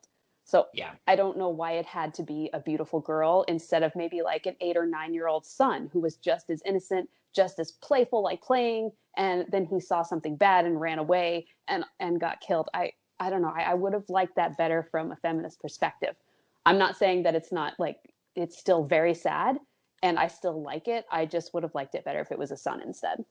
So my defense for it would be because Tyria is our protagonist and because she is the one developing that like friendly relationship with him, it could lead to, I'm not saying it does because I honestly don't remember what happens in book 3, but it would also make sense from a storytelling perspective because he could see her as like the second chance of a surrogate daughter.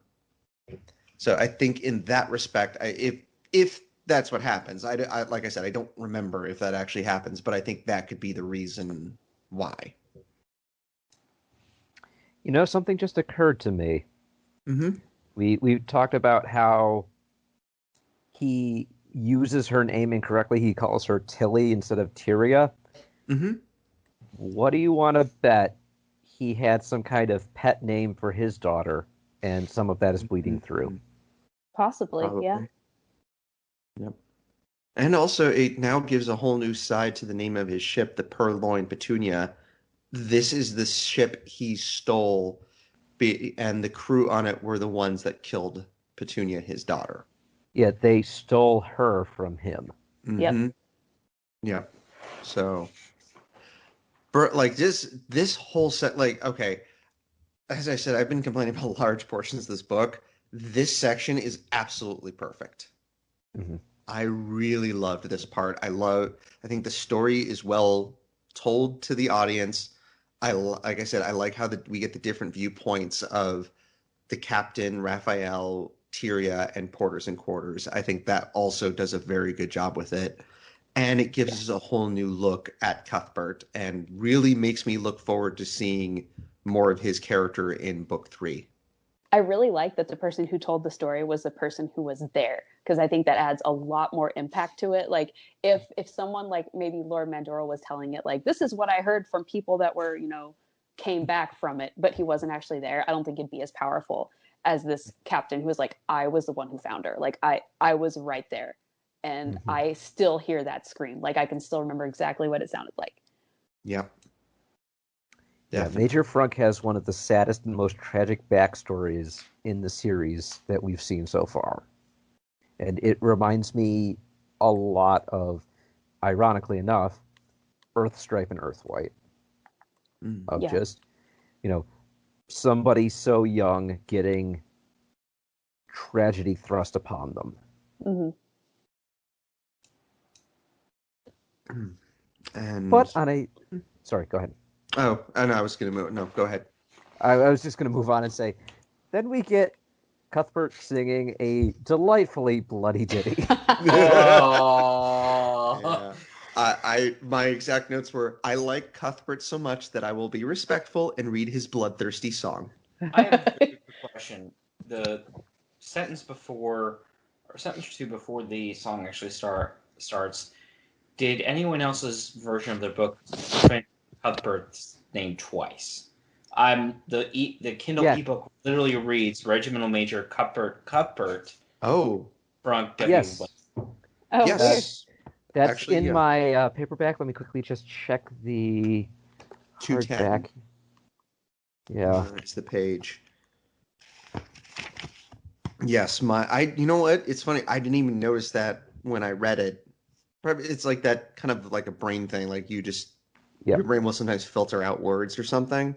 But It's yeah, it's in the first edition paper hardcover I have as well. It's in both copies. So it survived first edition hardcover, clearly paperback, which hear me, and all the way to Kindle, which are usually the most refined editorially. Huh. Yes. Was it in the audiobook? no. He did not say Cuthbert. Okay. I mean, that would have been funny. If Brian had read that twice, that would have been hilarious. But also would have been like, what's going on here? Actually, would have been funny if you're say Major Cuthbert. Oh, it's in there twice. Yeah, I don't know if I mentioned this, but in the Loamhedge audiobook, he accidentally called Fenna Penna, and they forgot to edit it out. And so one of the other voice actors is like, Penna. And he's like, oh, haha, Penna. It's like in there. And they didn't take it out. Perfect. That's awesome. All right. Well, we get our badge lord Mandoral. It's like, hey, we should go somewhere quieter. It can get rowdy here at mealtime. And they established earlier in the chapter that Tira was pretty taken aback at how hares were acting already, and her escorts were like, "Oh no, this is polite because you're here, Hare Manners." And here's Mandoral confirming it. Yeah, this guy's kind of good. You never want to hares with food. Yeah, you know how it is. Yeah. And I really like I like Mandoral, the Badger Lord.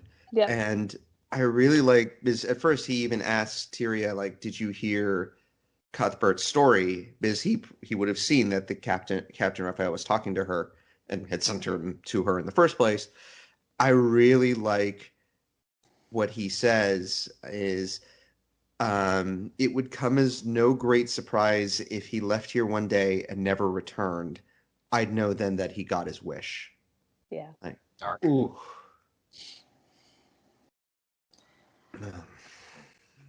And yeah, we so get he's too like, sorry, go ahead. Before we get too much further, I do want to point out, while Tyria is eating with porters and quarters, she is askance at how much food she's given, and she's like, there's enough for 3 beasts here. And they're like, no, this is only a light summer repast. Which leads me to think that hares eat, on average, about 4 to 6 times as much as an otter. Though we don't have anything to compare against how much an otter eats. But that is definitely an interesting point of reference. Yep.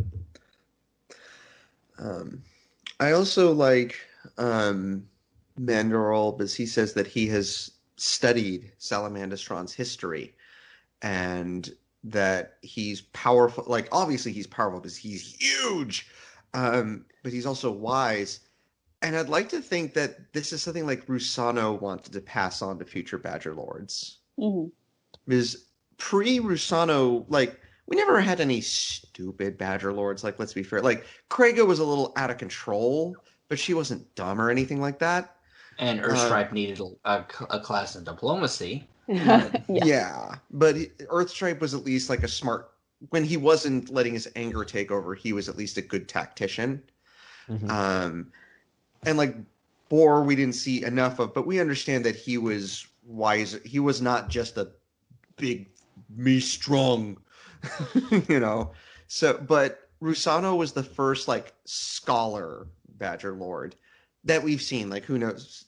any of them before Stonepaw might have been, but as the ones we've seen, Rusana was the first real learned one and scholarly.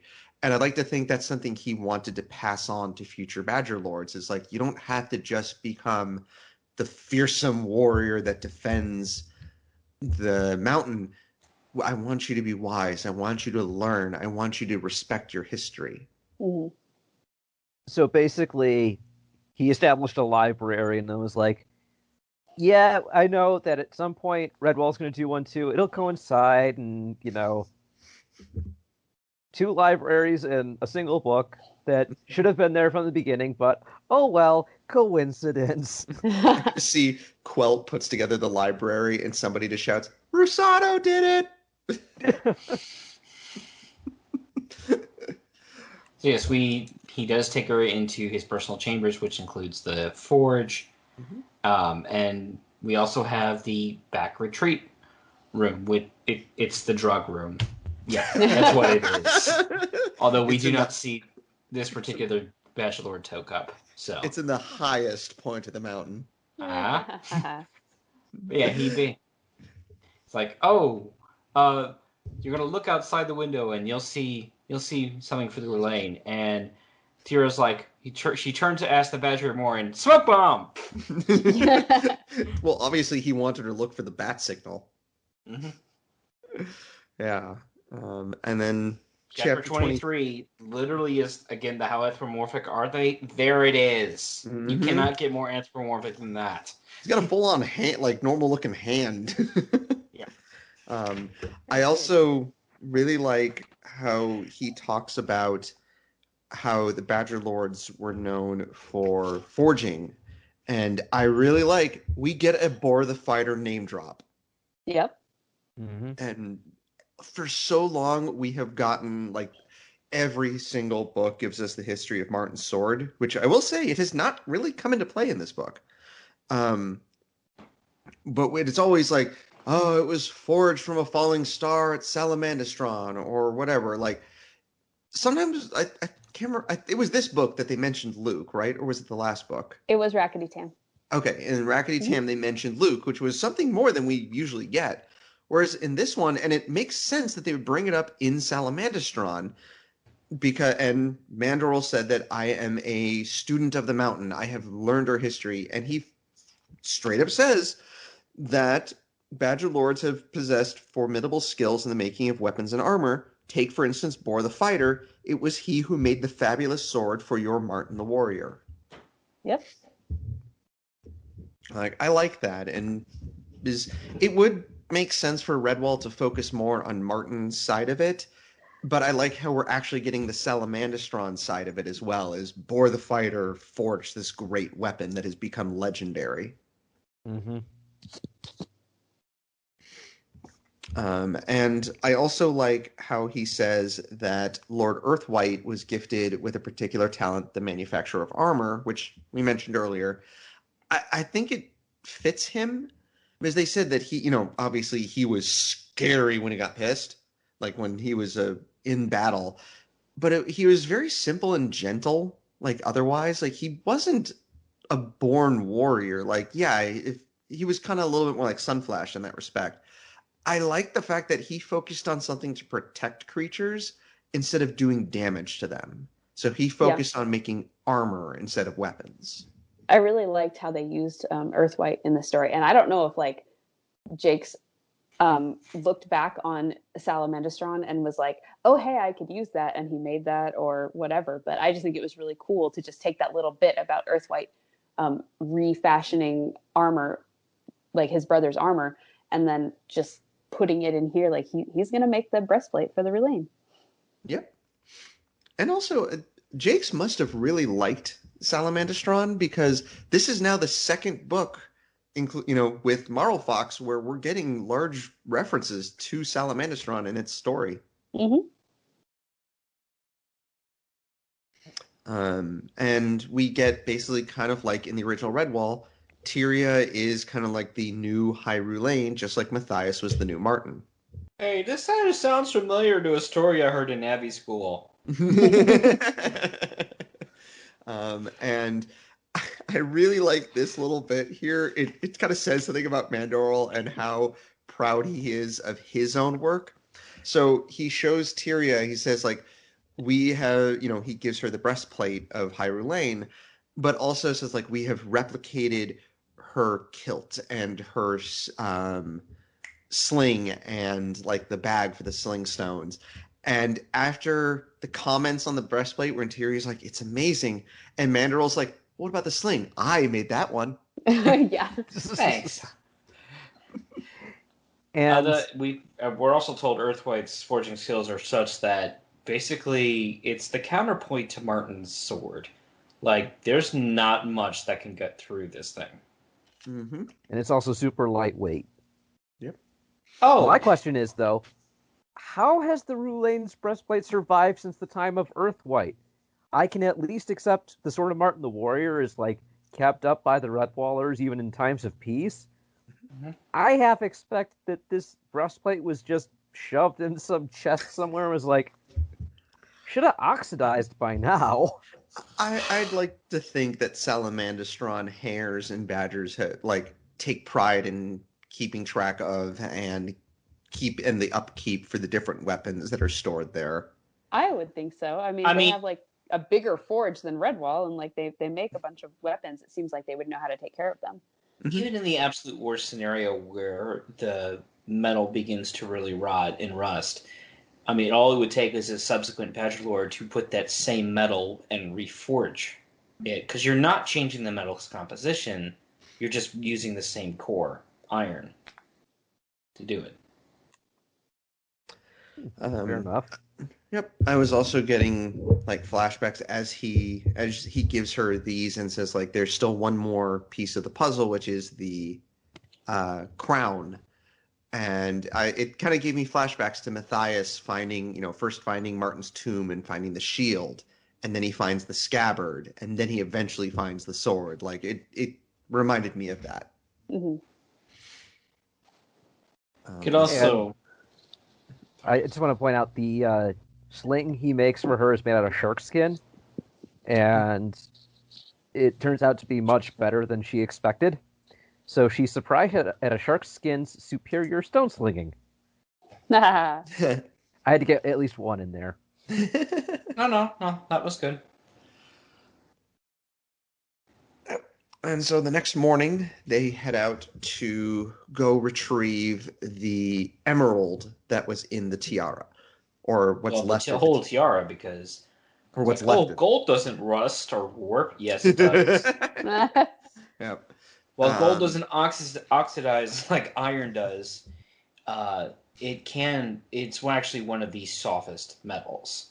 So, if it's actually what our Badgelord says, it's at the bottom of the shipwreck, that doesn't mean it's not degraded. It was just gold plating. There's actually just like really crummy metal underneath. Oh man. That's what you get for buying on Amazon. And it's not an emerald, it's just a cubic zirconium. Painted green. So this is the part where Cuthbert refers to some of the hares as slab-sided scoff swipers. I love that. And then we get to where Tyria is going to have to dive down to get the crown. And I really like this little bit right here where Mandorl tells her, like, all right, it's very far down there. You should be careful. And she's like, well, I'm an otter. I'm a good swimmer. And then he just like kind of puts a hand on her shoulder and more forcefully says, like, you don't understand. This is very different from, like, you've never been out to sea before. This is different from like the Redwall Pond or rivers. We don't know what's down there. It's very dangerous. Be careful.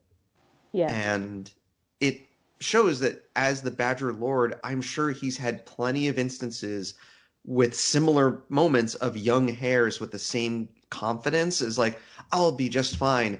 He's probably seen them get hurt or worse. Yeah. So I thought that was a nice touch. Yep. Again, good like mentorship, friendship developing between these two. Mm-hmm. And this segment ends with her diving into the water.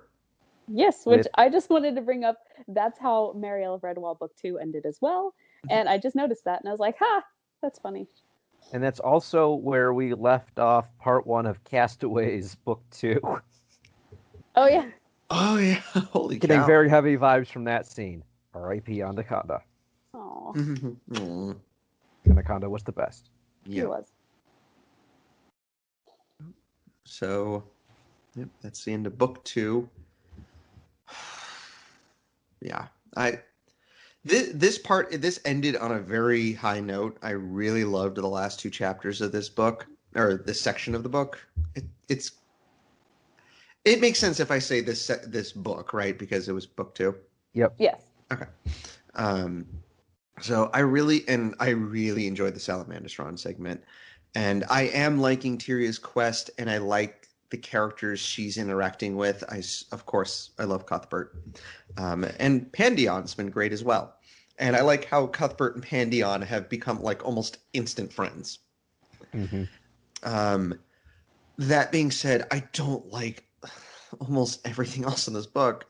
I like on the Green Isle. I like Colin and Diderot, Gale Deep. They're both great. I like Banya. She's perfectly cool. Letho has gotten progressively worse for some reason. Like he was kind of cool in book 1, and in this one, it's you have no idea what you're doing, do you? Luckily for him, the villains don't either. So well, up until the Well, very end. um, yeah, the Redwall segments have been boring and feel pointless. I get where they're going with it, but it is taking far too long for them to get there, and it feels like filler at this point. This isn't like Pearls of Lutra, where yes, there were long segments dedicated to Redwall in that book, but because they were actually doing something important. They were getting those pearls were a huge part of the story, obviously. Well, I guess I shouldn't say obviously, because we've had books where the title doesn't have a whole lot to do with what the plot is. Outcast. Even Triss to a degree. Nothing against Triss herself, but there were large portions of that book where she wasn't in it. So instead, we could tell they're heading towards something, but it's like I feel like in some of the previous books they would have gotten there by now. Like in Madame Mayo, where the group at Redwall, they found the hints and map and everything to get to Loamhedge very early on. They didn't take upwards of 2/3 of the book trying to figure this stuff out. They got it done, and then they came up with a really enjoyable story for everything that happened at Redwall.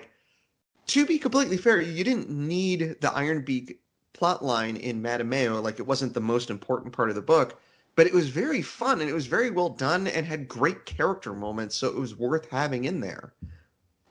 Whereas with this one, it just I know I said this about the Green Isle plot too, but it just feels like they're treading water, like they're barely moving anywhere. And we don't even get the return of I can't even remember the name of the villain gang in Mossflower. We don't even get them coming back. And book 1 made it seem like, oh, be back. We're gonna do something. You've been Oh yeah, MIA. I Yeah, completely forgot about them. exactly. I have decided I'm going to reserve my comments until the end because I did read ahead and I don't want to spoil stuff. Rose dies. That's all. Spoiler: Tyria swims.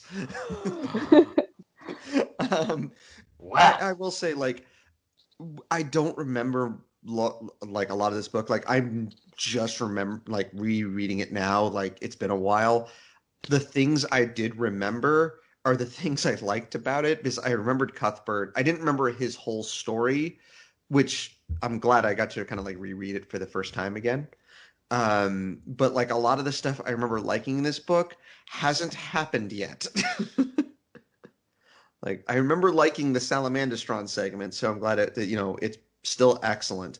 A lot of the stuff I remember, the things I remember in this book, happen in book 3 apparently. For me, I mean, generally speaking, this one is still good. It's just, as Jeremy mentioned, the Redwall plot just doesn't interest me.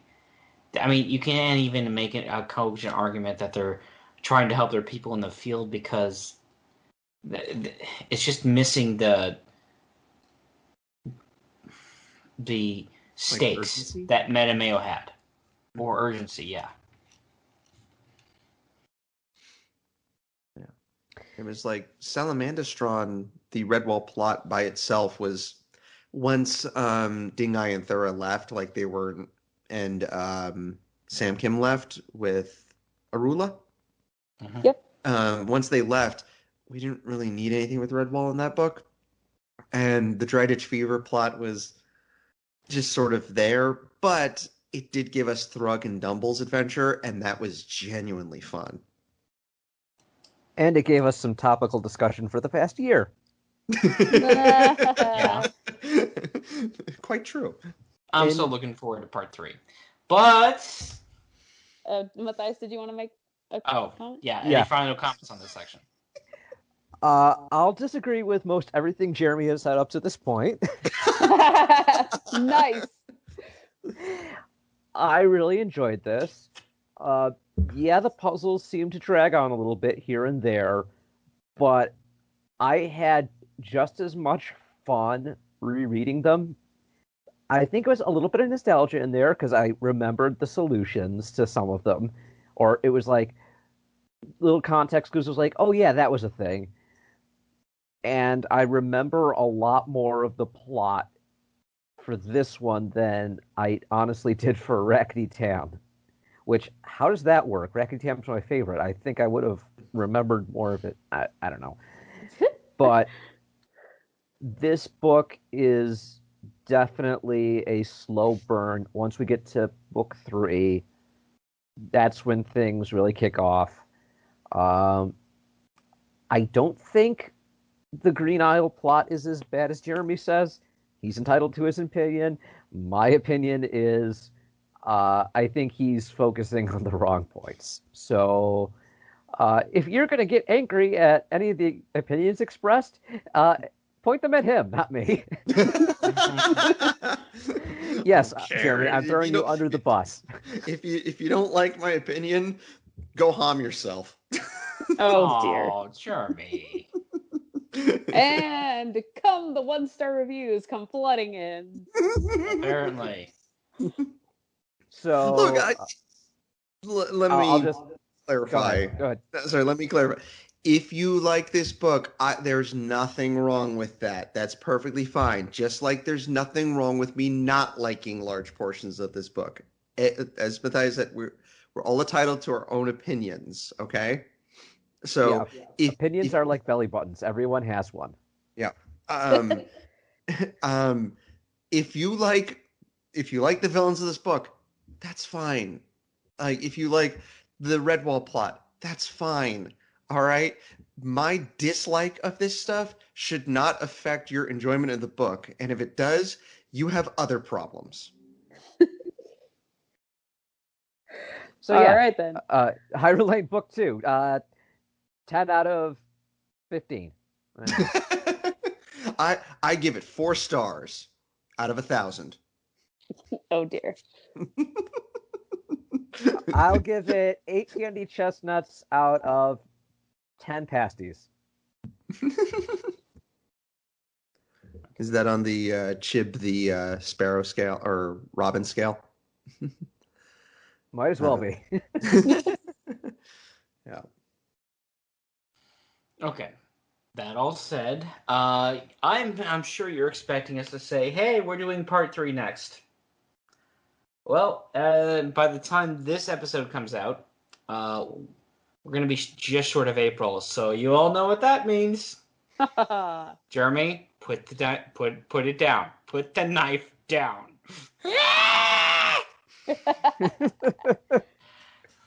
And of course, that means we will be doing Fan Fiction 4. Is it 4 already? My goodness.